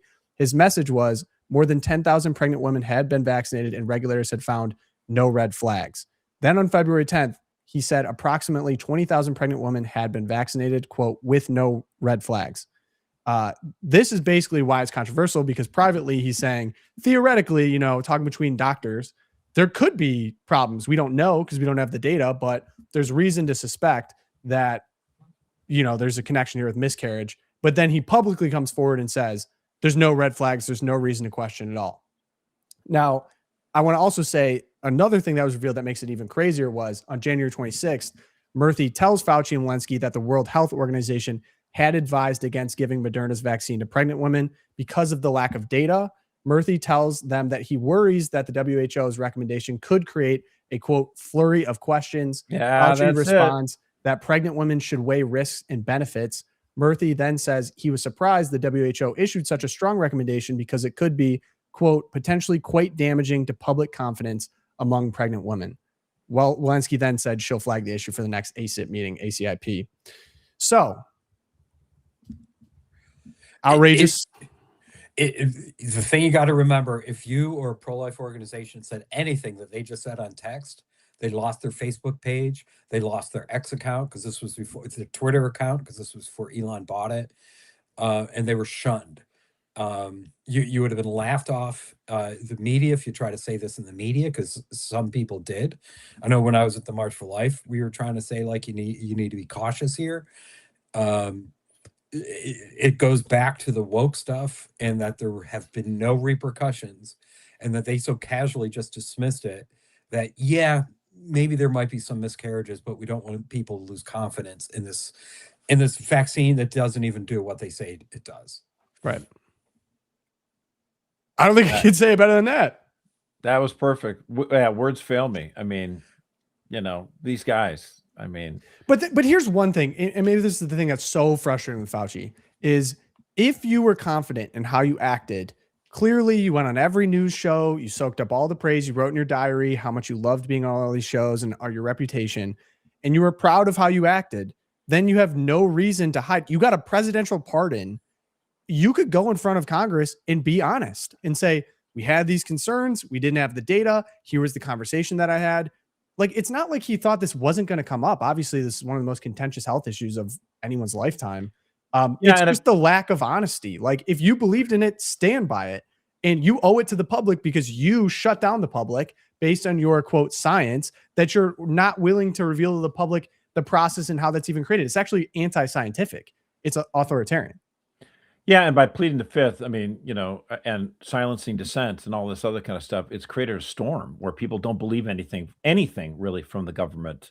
And so if Dr. Fauci wanted to try to begin to restore public confidence in our health officials, he should have been open and honest, just like you said, and been forthright and said, you know what? We were concerned. It was a pandemic, that if people started getting worried, everyone would second guess it and no one would take it, and that would be a problem. Level with people. Instead, they just continue to ignore it, and just it drives me up the wall. And I don't know what happened with your lighting there, Tom. Yeah, dude, I'm dark night mode right now. Let me change it's because we got storms coming. I'll be there in a sec. Go on, Tom. Well, I just remember because if you remember, blacks, when the vaccines first came out, they were finding a problem that a lot of African Americans did not want to take the vaccine. And it's because their institutional memory, or their memory, is a lot longer, because in the 1900s, there were these Tuskegee experiments where blacks in America were told they were being treated for something. Sometimes it was syphilis, but other things as well, and usually weren't. Sometimes they were actually given diseases just to see how the effects would be. And none of this came out until the early 1970s. That the government was doing this. It's like when a conspiracy theory like that is proven and you lose the credibility, Anthony Fauci now is just ruining the credibility even further by not being, as Tom said, honest. Something like this. I mean, coming from Tom, especially, who is just like the rest of us, is a firm believer in the moon landing. You need a counter. Yes. You need to counter these things, otherwise they become conspiracy theories, and it hurts you down the line, and it hurts the country a lot more down the line. I think lack of honesty. I think you got a good point though there, because remember the clip, and it resurfaced again when Fauci, refused to testify, where Fauci and this other public health official or whatever is going around neighborhoods. I think it was in Baltimore or something like that, and this black guy's just like, hell no, I ain't taking it. Get out of here. Like that guy was a hero. It's long ago enough now that because I was called into a private meeting with Francis Collins, who was kind of worked alongside NIH director. And this was kind of my first personal interaction with him. It was me, a guy from the USCCB who's not there any longer, and also a doctor who had dealt with Dr. Fauci for a very long time. This guy, Dr. David Prentice, fantastic bioethicist. Except the guy from the USCCB was just perfect in just asking Francis Collins, so would you experiment on babies that were just born? He tried to walk him like, would you experiment on political prisoners? Would you experiment on prisoners in death row? And Francis Collins, and I bring him up because him and Anthony Fauci are from the same cloth. Twins. No humanity. It was a matter of, in the name of science, he would not answer equivocally. No, we would not experiment on live babies. No, we would not experiment. Oh my gosh, that's like supervillain stuff. That's exactly how. And this meeting was supposed to. Roy Blunt set it up because Francis Collins was a Christian, And wait, you're talking about Francis Collins, famed folk guitar player? Yes. Maybe okay. I actually know more from that. Sorry about that. Go ahead. Well, yeah. I mean, who doesn't have a CD and used to? They're both considered Christians. So is Fauci, right? He's Catholic. I think Fauci's Catholic. Oh, has he gotten He's Italian. Permanent zero of the year or zero of the zero of the century award from us? Yeah. Francis Collins is evangelical. That is supervillain stuff.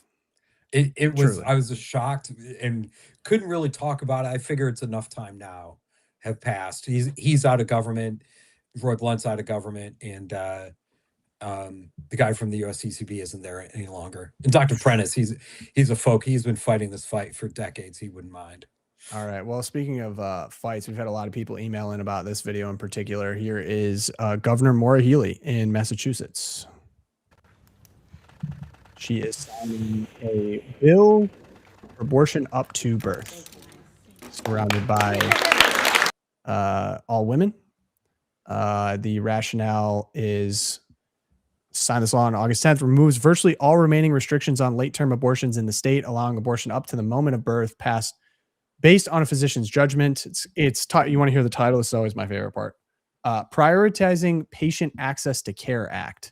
Sounds pretty reasonable to me. It repeals the previous statutory restrictions on abortions at or after 24 weeks of pregnancy, except in cases involving the mother's life or health or certain severe fetal diagnoses. Under the new law, an abortion may be done at any stage based on the professional judgment of a physician, scheduled to take effect November 8th, 90 days after Healey signed it. Massachusetts joins Alaska, Colorado, Maryland, Michigan, Minnesota, New Jersey, New Mexico, Oregon, Vermont, and Washington, D.C. in removing gestational age limits on abortion. Yeah, so the governor there, she is a lesbian, and she is claims to be Catholic, and she just signed a bill to make abortion up until the moment of birth. Here she is. Loves getting photos. Yeah, there's the photo of her with Pope Francis, and she talks about, many times she's had priests over, for dinner at the table and all that other kind of stuff as a Catholic. Yeah. At least Fauci doesn't claim to. Fauci claims he's culturally Catholic. He doesn't actually go to church anymore. So at least he's not faking it. Whereas she's actually faking it. She still realizes there's something to be gained by lying and pretending you're still Catholic. And so this what really frustrates me about this, because the Archdiocese of Boston put out a statement after this that said the passage and signing of a bill radically expanding abortion in the Commonwealth of Massachusetts is a grave offense against the sanctity and dignity of every person. That's the Archbishop Richard Henning of Boston. Yeah, that's true. And he goes on to say, I realize that those who work to uphold and promote that dignity may feel discouraged in this moment. Yeah, you know why I'm discouraged? Because the bishops only put out a statement. Like, they still pretend like this is like 1984, 1985, when Mario Cuomo gave that speech saying, I'm personally opposed, but we're not going to be like, enough. We can't talk to these politicians anymore. They still see a value of promoting themselves as Catholic and supporting baby killing. So at least Archbishop Corleone said, don't go to communion anymore. Like, at least that was a step. I wish more bishops would do that. And in fact, eventually they would just excommunicate them. Like, that excommunication is always thought of as Kelsey was saying she is de facto excommunicated. I don't care about the de facto. What does she mean? What does she mean by that? Is that because she got married? Okay, so if I were to go out and join the Masons, that's an automatically excommunicatable offense. If I become a Mason, a Freemason, I can no longer become a Catholic. It's an automatic excommunication. So that's what they mean by de facto. Like, you've done an action which means you are outside of the church. But what I'm saying is, like, if just Joe Schmo off the street decides to become a Freemason, and he's de facto excommunicated, fine, not good, but yeah, whatever, sure. This is the governor of the state, and it's incumbent upon the bishop to actually do something more rather than just saying a statement. Like, these statements, we've been having statements like this for 40 years. Like, it's just not enough. Like, the hope that, well, gosh, maybe if I talk to them and walk them through. No, they're playing you for fools. Stop it. It's Joe Schmo the Mason. Joe Schmo the Mason would still keep on going to church unless somebody explained to him and told him, no, you can't anymore. You're excommunicated. So you're exactly right, Josh. These people need to be made an example of that what you did was wrong. Anybody who supported this bill, you should consider you are not worthy of communion. Yeah. There's discord in our community when you support this stuff. It's in that we don't do that is how we have lesbian governors meeting with the Pope and then signing into I don't have the issue, I guess, with them meeting, but it's like, in that meeting is like, well, what are we talking about? Like, hey, you just signed this bill. Like, what? Actually, by the way, I think the Pope should meet with all sorts of world leaders. And there's like if he wants to meet with the king of Brunei or whatever, fine. But actually, I wish you'd have a higher standard for when it comes to Catholic officials. And if they're a Catholic official who supports abortion, maybe they don't get maybe he meets with them, but there's no cameras. You know what I'm saying? Like, so that can't be used to kind of promote what's going on. But I do want to just point out, like, one other thing, by the way. A lot of secularists have long told us, hey, we can have morality. We don't need religion in order to have morality and have good laws and all that other kind of stuff. And you're like, huh, okay, sure. And then they turn around and support, I don't know, the killing of babies. Like, every time.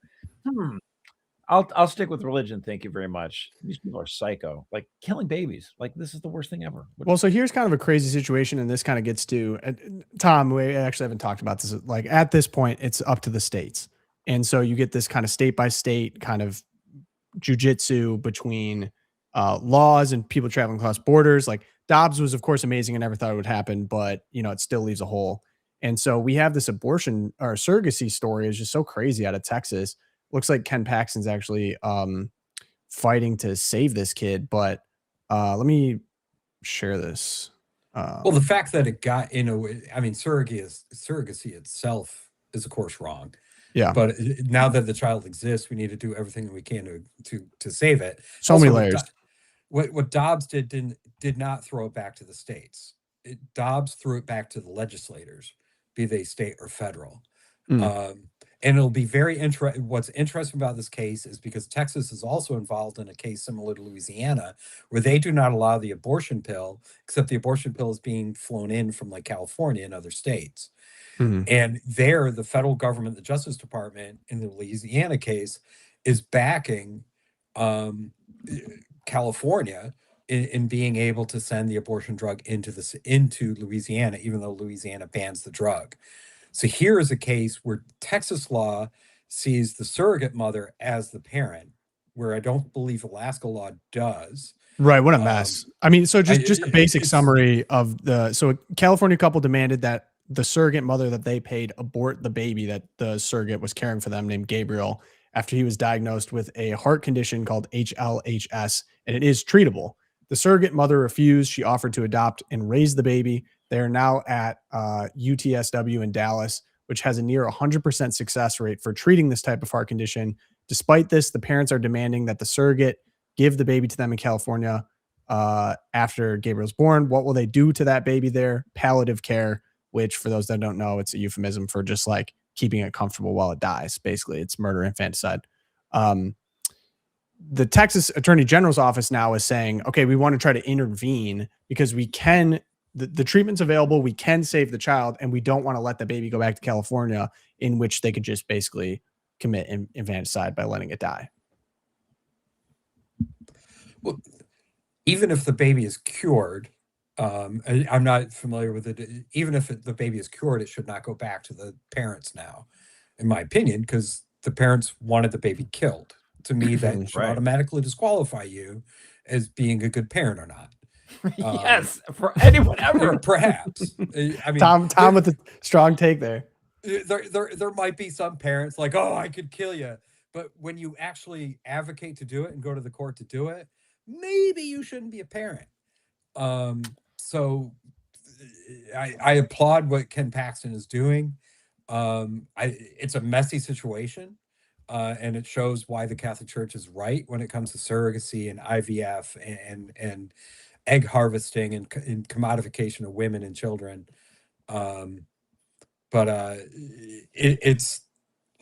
It's also why I do believe there needs to be a federal standard, something along the lines, be it a 14th Amendment of recognizing humanity of the unborn child, to if we need legislation or a constitutional amendment, whatever it is. Except that the Trump administration needs to stop sitting on the sidelines and start getting involved in stopping the abortion drug, and stop promoting IVF. It is bad. Yeah, and obviously. Amen to that, brother. Okay, let's run Twilight Zone now. Josh, what do you have? Well, first, I just want to say, a little levity here. One of the greatest, walking, talking sound bites ever is Senator Kennedy from Louisiana. So let's just roll the tape on this one. Listen to Vice President Harris. No disrespect, but Vice President Harris is no longer relevant. She had her shot and she missed. She can cozy up to the moo-moo linens all she wants to, but she has me confused with somebody who cares what she thinks. I mean, she's yesterday. I listen to Vice President. You like that, but you disagree. You think Kamala's going to be the? I do think Kamala Harris is still the front runner for the Democratic nomination 2028. But just the idea, Lulu Lennons is such a great little moniker. It's right up there with Neiman Marxists. I mean, it's great. That's good stuff. Okay, Tom, if you don't have one, I have two. I can split it with you. Yeah, why don't you do that? Because the only thing I have is I tried to look up weirdest news of the week, and hundreds of moviegoers in Colombia fled a screening of Spider-Man Brand New Day because one person's flatulence was so overpowering that the stench emptied the theater. The culprit remains unidentified. So I don't think that really qualifies. Hey, you got it off. Colombia, Tom? I was not in. My wife would probably think so, but so yeah, man. you go ahead, Tom. All right, yeah, I'll split this one with you. This one, it's getting everyone riled up on X, the Everything app. I will share the worst way to reveal that you're not going to take your husband's last name. Ladies and gentlemen, it is my honor to present the newly married couple, Mr. and Mrs. Brandon Key.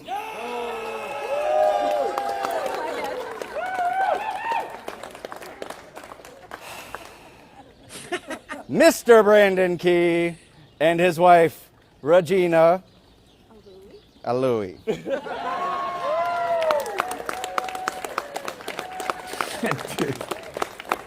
Oh, brother, get out while you still can. You did not tell me that. I thought you knew. You didn't tell me that.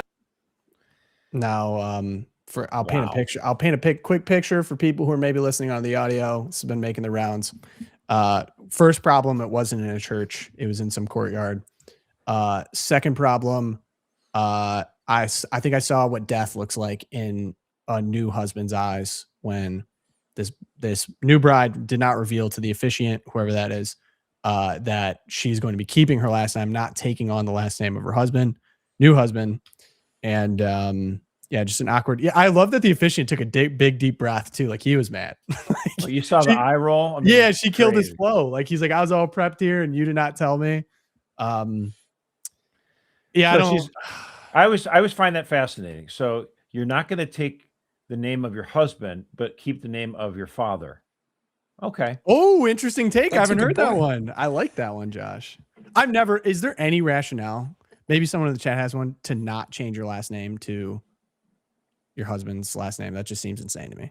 Well, if the husband only found about this on the day of the wedding, hey, there's an easy fix. You just walk away, bro. It wasn't in the church, so maybe there's that. But I mean, that is. Well, it wasn't How does that consummated not either. come Well, up? not that that matters anymore. Usually, for most Dude, people. how does that not come up? You're like, hey, that never came up once. You're like, hey, I don't want to take your last name. That's just like a nail in the no, I don't. I mean, again, That's this just crazy. gets to the big feminist debate about, submitting to your husbands and all that other kind of stuff. And it blows up in a big way. But like, I just feel like, would the Blessed Virgin Mary, not take, I mean, the naming customs were different, but like, if that were the case, it's like, would she not take Joseph's family name? Like of course she would take his name. And it's not that Joseph is going to be sexist, misogynist. I mean, like the whole feminist argument about this is just very toxic feminism. The fact of the matter is, you take the name of your husband as a sign of respect. And what does the man do? The father, the husband is supposed to be the servant of his family. Like everyone's missing it. I think so many people read the Bible wrong on this one. Because who is Jesus is always Christ? read. Well, The verse is Jesus always Christ read. is the King Wait, of but Josh, Kings. you're talking about the verse that gets read at almost every wedding of like, Right. woman submit to your husband, lay down your life basically for your wife. This is like, again, Jesus Christ is the King of Kings, but what does he do? He comes to this, in human form in the most weak way possible. He doesn't come in like with an army, and ready to kill everybody. He comes in the most vulnerable position ever, like, a helpless child. And what does he say? He's like the servant, like everything he does, he's washing the feet of the apostles. And they're just like, what are you doing? Like, you're the Lord God, you're the Son of the Almighty, and you're washing my feet. And the whole point is God, Jesus Christ is telling us that, yes, I'm the top dog, and I'm serving humanity. I'm willing to serve you guys. I'm willing to die for you. That's what the husband's model is. The husband is like, I'm willing to sacrifice for my wife, for my children, and I'm willing to die for you. It's not like this 50s like caricature we have of, I can drink whatever I want to at work and grab the secretary in the behind. Like, no, get over this. Like, that's not what's going on. And remember, the Democrats oppose voter ID because they think women are too stupid to be able to change their IDs, identifications. Dude, that one, and then that also reminds me of was it Kamala Harris was like, black people can't operate laptops? Well, there was something like that, like they couldn't. I thought that was Hillary Clinton. Hillary, there's one crazy one, just like. But again, like the voter ID thing. Like, you're right. Like, we can't pass the Save America Act because women, when they get married, they change their names and they're not going to be able to prove that they're citizens of the United States of America anymore. Like, what a canard that is. And it's like, well, wait a minute now. You're requiring people to have voter ID to go to grocery stores in those new government-run, grocery stores in New York City. Like, are married women not allowed to go there? Oh yeah, it's almost like you're full of crap. Yeah, I don't know what to say. I don't think it really set up for a super happy marriage if that happens right when you get announced. But I know, danger. Danger. All right, so this is what I've really wanted to talk about the entire episode. This is a story created perfectly for me. So the Washington Post is now reporting about Trump's departure from last month's NATO summit in Turkey. It's described in many ways. Extraordinary secret flight operation because of an Iranian threat against his life. July 8th, the day after Trump ordered renewed U.S. strikes in Iran, he publicly boarded Legacy Air Force One in Ankara. But according to the Post, Trump was secretly moved off the plane inside an airport catering truck and transferred to a smaller Air Force C-32A. The Legacy Air Force One took off carrying reporters and White House staff who believed the president was still aboard, effectively serving as a decoy. And we have video of this now, which is, I mean, obviously, not great that the threat is so credible that our president is moving like this, but I don't think I would have ever saw this. So here he is boarding Air Force One in Turkey. And so we think he's on the plane. Okay. Yep. Staff think he's on the plane. Reporters think he's on the plane. Yep. And then here's the airport catering truck that he went away in. And the media's boarding the plane. He's going to a different plane. That's crazy. Now this is creative. Did you see that what's the guy who runs the TMZ? No, but Tapper had a funny one who's like, as soon as this came out, he's like, I want everyone to know that we were not put at threat, that they wouldn't do this. It's like Jake Tapper, like, this is not about you, bro. Like, so many people came out to be like, oh, we were safe the whole time. It was like, okay, so that's Jake Tapper's claim, but then the guy who runs what's the Harvey guy that runs the TMZ? He was super angry about this because he's like, you put all these people at risk. How dare you do this? Mm-hmm. And the fact of the matter is, if there was a real risk, like, it's not like it was like there's levels of risk. If it was completely unsafe to actually move the airplane at all, then they would grounded it. But there's at least some risk. So they're like, well, it probably is not a problem, but let's just take the plane off with everyone in it, the staff and the reporters, and we'll smuggle the president some more secretive thing just in case something does go wrong. But he was like, this is so dangerous. How dare you do it? And he was mad that he didn't even go with a reporter, to record anything. It's like, if they had told one reporter, forget it. Like, everyone would have found out in 4 minutes because no reporters are going to keep a secret. Right. Although I think, unfortunately, the message to me about all of this, this is like something you drop in like a B-list movie or something like that, is like, Turkey's a NATO country. Like, we were in Turkey. I understand there's war going on. But Air Force One, the strongest, we're told this is like an impenetrable plane. Like, unfortunately to me, this doesn't really project American confidence or power, especially after, for how many months we've been told we won the war, we completely destroyed Iranian capability. Like, I don't know. Like, they felt like they need to take these precautions. I have a counter to that. Sure, counter it. Well, first of all, maybe maybe the administration was checking on a leak or something like that, or they're trying to find out. This threat came from Israel. There's in Times of Israel today. They said that they found a man that had a shoulder rocket near the hotel. And so they told Trump about it. And that was how all this got Post reported it, and then Times of Israel today. But I don't look at it as a sign of weakness. Like, in other words, you should have these kind of things in place. You should run these kind of drills, even if it's, even if there isn't a threat, you should try to do certain things like this every once in a while to just test your systems to make sure it doesn't, you don't get a bad situation. So I don't have any problem, with it inherently. No. Yeah, right. I think, though, that the scary thing about all of this to me is, if something did happen to that plane, even if Trump wasn't aboard it, like all the Secret Service and all of the reporters, like, we'd probably be at war. You know what I mean? Like, this is such a tenuous situation. I think Trump said if he died, like, just nuke Iran. It's just amazingly, that's in my will as well.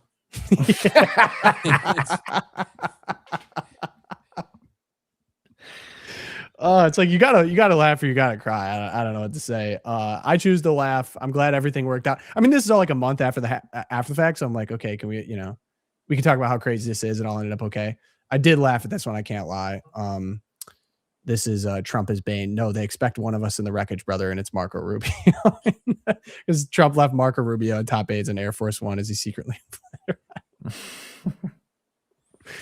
All right, that's all I'm gonna do. I'm glad that he's okay. I'm glad everyone's okay.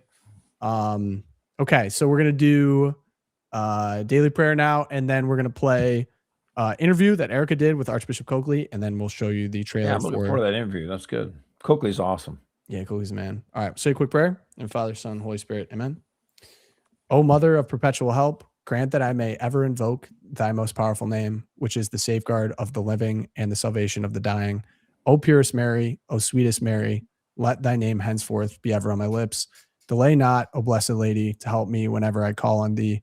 For in all my needs and all my temptations, I shall never cease to call on thee, ever repeating thy sacred name, Mary, Mary. Oh, what consolation, what sweetness, what confidence, what emotion fill my soul when I pronounce thy sacred name, or even think of thee. Thank God for having thee for my good, so sweet, so powerful, so lovely a name. But I will not be content with merely pronouncing thy name. Let my love for thee prompt me ever to hail thee, Mother of Perpetual Help.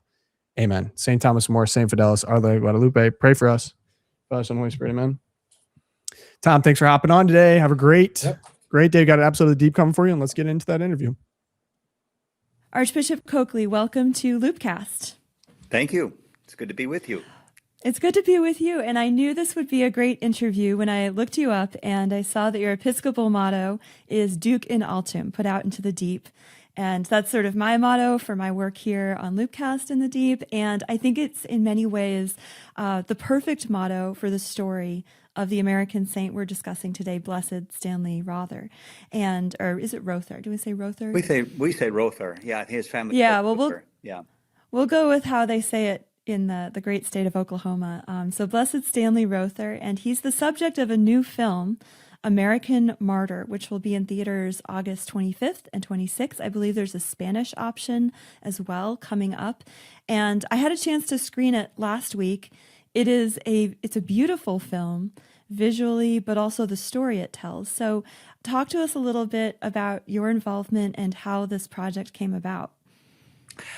Well, my story with regarding this film actually goes way back to when I first encountered Stanley Rother. I was a young seminarian, and I went to the same seminary he went to. He was already a missionary in Guatemala when I started seminary at Mount St. Mary Seminary. He was kind of a hero, well known to some of the faculty that were still around, but he was a missionary in Guatemala, and we heard, I remember, that he had been killed. And didn't know much about him, and there wasn't much written about him. He was kind of a local hero for us at Mount St. Mary Seminary. But I took a great interest providentially from that time forward, and would read and take in everything I could learn about Father Rother. Fast forward many years, I received a phone call telling me that I had been appointed Archbishop of Oklahoma City. I didn't know anything about the Archdiocese of Oklahoma City except that that's where Father Rother was from. And Wow. I had heard that my predecessor, Archbishop Beltran, had opened the diocesan phase of his cause for canonization as a martyr for the faith. So I kind of inherited the cause, just it was moving from the diocesan phase to the Roman phase. And I was privileged to be a part of the preparations for his beatification here in Oklahoma City, at which point, for part of that, the beatification ceremony, we worked with Lampstands Studios, their production company that produced a beautiful, brief 15, 20-minute video that was used at the beatification. Years later, we decided we wanted to expand that original video, do something like a feature-length film to introduce more people to the story of Blessed Stanley Rother. And so that's what we did a couple of years ago. We started talking again with Lampstand about expanding that, and they're wonderful storytellers. And Right. so we returned to the drawing board and completed that, and it was a great coup that we were able to interest Martin Sheen to serve as a narrator. He was very intrigued by the story of Blessed Stanley, and that was a great enhancement for the storytelling itself. Mm-hmm. Yeah, and the whole film hangs together so well. I think that when it comes to the martyrs of the faith, and I remember when the beatification as well, and you hear, okay, well, he's canonized because he was killed in odium fidei, in the hatred of the faith, and so he's a martyr. But I think what the film really drew out for me personally was that his entire life, up until that very dramatic moment of his final moments, was a Gethsemane, a crucifixion, a living out of the passion of Christ. And so tell us a little bit about his life, the place that he came from, his family, all of those, the drama that went into that last act of gift that he made. Yes, Blessed Stanley was raised on a farm about 25 miles from where I'm sitting here in Oklahoma City, the little town of Okarche, Oklahoma. He was from a German Catholic farm family in Okarche, and lived a very ordinary life, and came from a devout family. The faith is very much a part of who they were. In fact, the day that it was at a family dinner one evening that Father Rother's sister, or young Stanley Rother's sister, he wasn't even in seminary yet, told the family that she was going to enter the convent. And I don't think anybody was surprised, because she's a very devout and pious young lady. And Stanley surprised everybody when, I think it was at the same dinner, he said, well, while we're on the subject, I've decided that I'm going to go to seminary. So both Stanley and Marita, or Elizabeth as her name was, prior to religious life, announced to their family that they were going to seek to serve the Lord in consecrated life or in priesthood. So that was the upbringing that he had. He was a hardworking young man. The struggles that he encountered in seminary were such that, everybody thought that he was going to take over the family farm, and he was involved in FFA, Future Farmers of America, and all of that. And the fact is, he hadn't really prepared himself for seminary academically. He didn't study Latin, and back then, this is in the late 1950s, that was very much a part of the course. And so he struggled mightily in seminary, to the point that he was invited to leave Assumption Seminary College in San Antonio, where he had gone to study philosophy. So he was asked to leave. He didn't give up on his vocation, nor did the bishop here in Oklahoma City. And the bishop found another seminary that would accept him. He went to Mount St. Mary Seminary in Emmitsburg, Maryland, and there he flourished. But he was such a handy guy. He was good at everything, mechanics, and he could fix anything. So he was often called upon to use his mechanical skills. And that was really what caused him problems in San Antonio, because he was doing everything except applying himself. Except studying Latin. Yeah, exactly. So, but the fact is, he was a hard worker, and he was everyone's favorite. He developed a strong Marian piety, I think, when he was growing up. But when he was at Mount St. Mary Seminary, he became the assistant chaplain to what became the National Lourdes Grotto in Emmitsburg, Maryland. He assisted Monsignor Hugh Phillips there. And if one were to visit the National Lourdes Grotto in Emmitsburg today, they would see a lot of seminarian stands, handiwork in the gardens and the stonework. Wow, I didn't know that. Yeah. So beautiful. That was kind of his traditional Catholic upbringing. Then he flourished in seminary. He was finally ordained a priest in 1963, just as the church was undertaking the Second Vatican Council.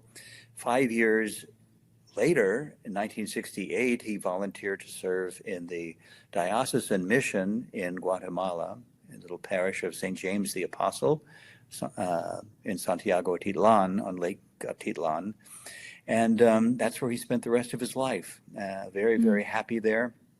The irony, of course, for those who know his story, is that this young man who flunked out of seminary because he couldn't pass ecclesiastical Latin, when he went to Guatemala, not only had to learn Spanish, but most of his parishioners didn't even speak Spanish. They spoke a Mayan dialect called Sutuhil. And he applied himself to learning that language, which by the grace of God and the work of the Holy Spirit, he was able to make greater progress in Sutuhil than any of the other American missionaries that had served in the parish. And he was part of a team that eventually succeeded in producing a New Testament in Sutuhil, and he could celebrate the Mass in Sutuhil and minister in that language. So he found his place in God's providence and flourished there. Yeah. I love how much time the film takes with interviews with people who knew him, the indigenous people there.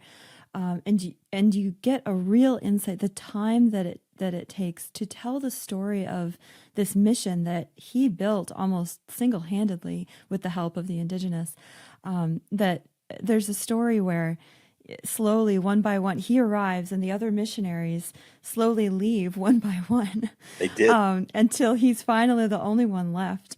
But I love that picture of the mission, because I think that in the American public school system right now, education system, the message we get about the church's missions, like the Spanish missions in California, is that somehow the church was forcing the indigenous peoples and sort of capturing them and forcing them to work and forcing them to take the faith. And when you actually have these first-person interviews of people who knew him, you get a sense that all of these institutions sprang up out of the love that the priests and the missionaries had on this desire to help the people.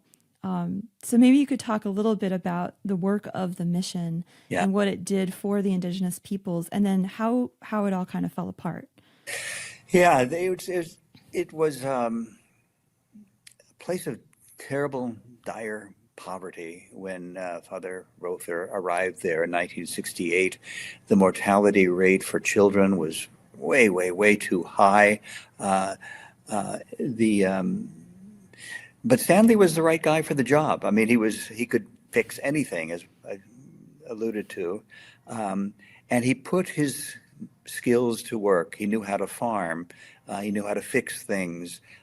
He helped set up and operate a radio station that they could use for catechesis, to call the Voz Atitlan, the voice of Atitlan, so he could use it for catechesis, get the word out, communicate with the people around Lake Atitlan. And so he applied the skills and the talents that he did have, which were uniquely his, to the work of the mission, evangelizing, catechizing, providing social services, care and concern for the people of the community and the parish. So it was a great match, what he could offer and what the people needed and the needs of the church at that time. Yeah. So tell us a little bit about the road to martyrdom for him. And obviously there's a lot of unrest going on in Guatemala. There's the cities are kind of overrun by the socialist communists, and then there's also the guerrillas in the hills. How did that appear to him living on this mission as someone kind of watching it close in on them? When he went there, I think it wasn't an idyllic situation because of the grinding poverty which he found there, but people were getting along, and those first years were very productive and happy years, I suppose we could say. But late in the 1970s and into the as the 1980s were dawning, there was a lot of unrest throughout Latin America, civil unrest, guerrilla movements, and oppressive right-wing governments as well. And the mission found itself kind of in between the leftist guerrillas and the authoritarian government, and all Stanley was trying to do was take care of his people.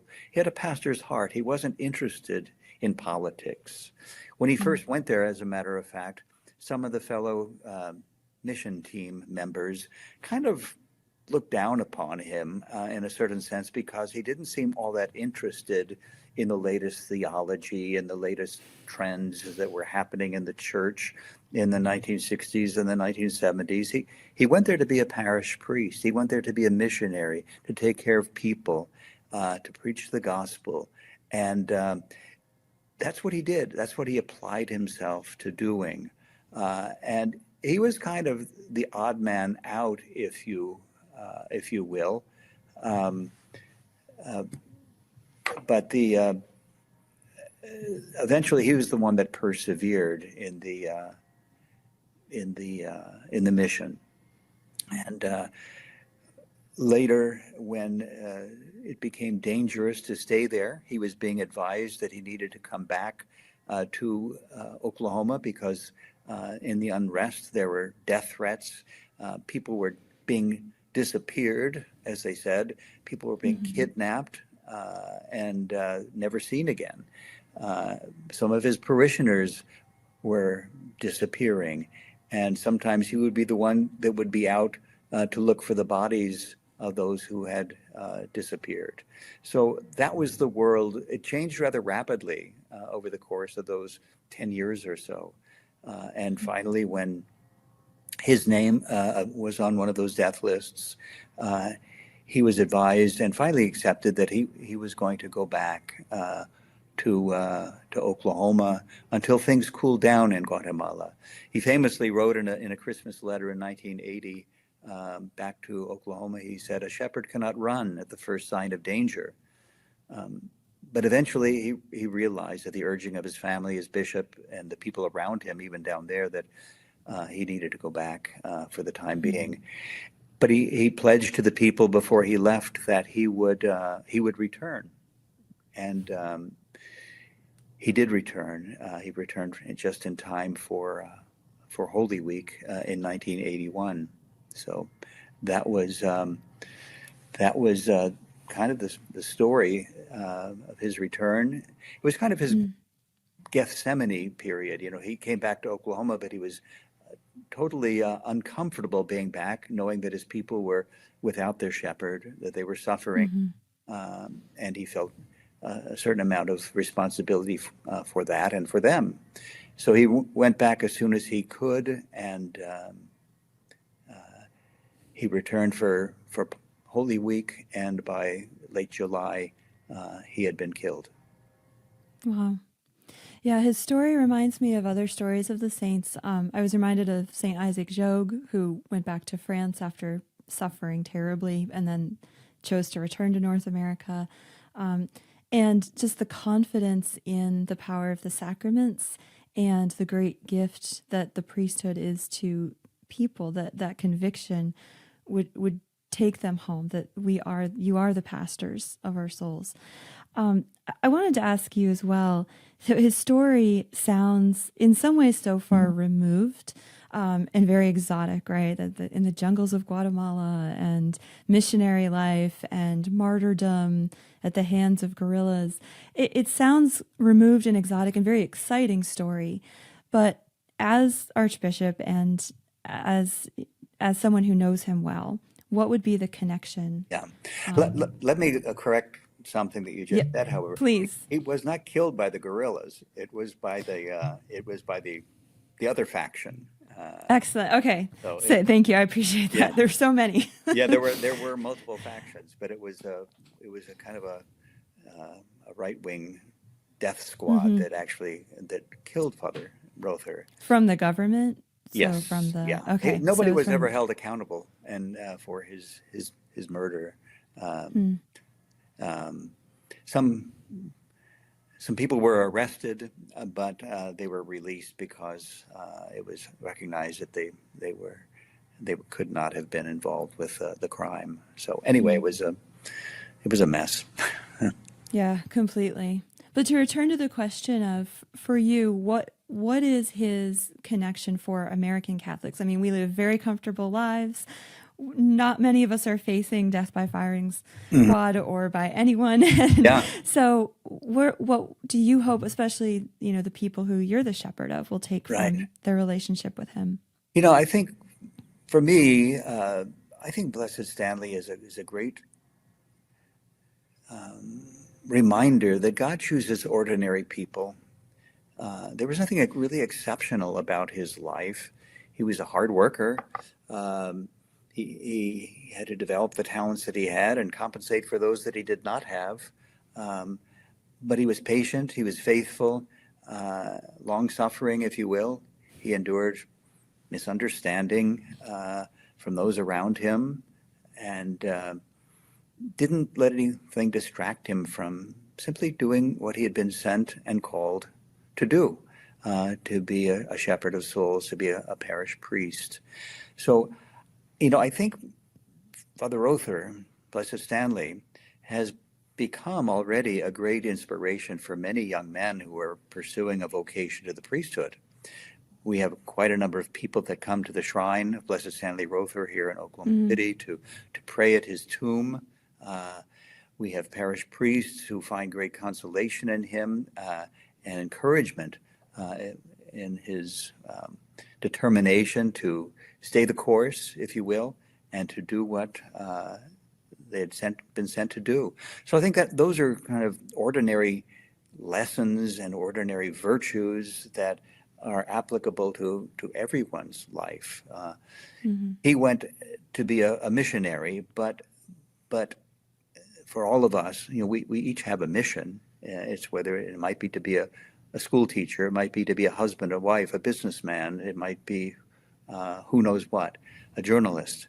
Our mission is where the Lord has placed us, and to apply the talents and gifts and graces that the Lord has given to each one of us to the mission that he has entrusted to us. That's what I think Blessed Stanley can teach each one of us. Mm-hmm. Yeah, and that's really what I took away from the film as well.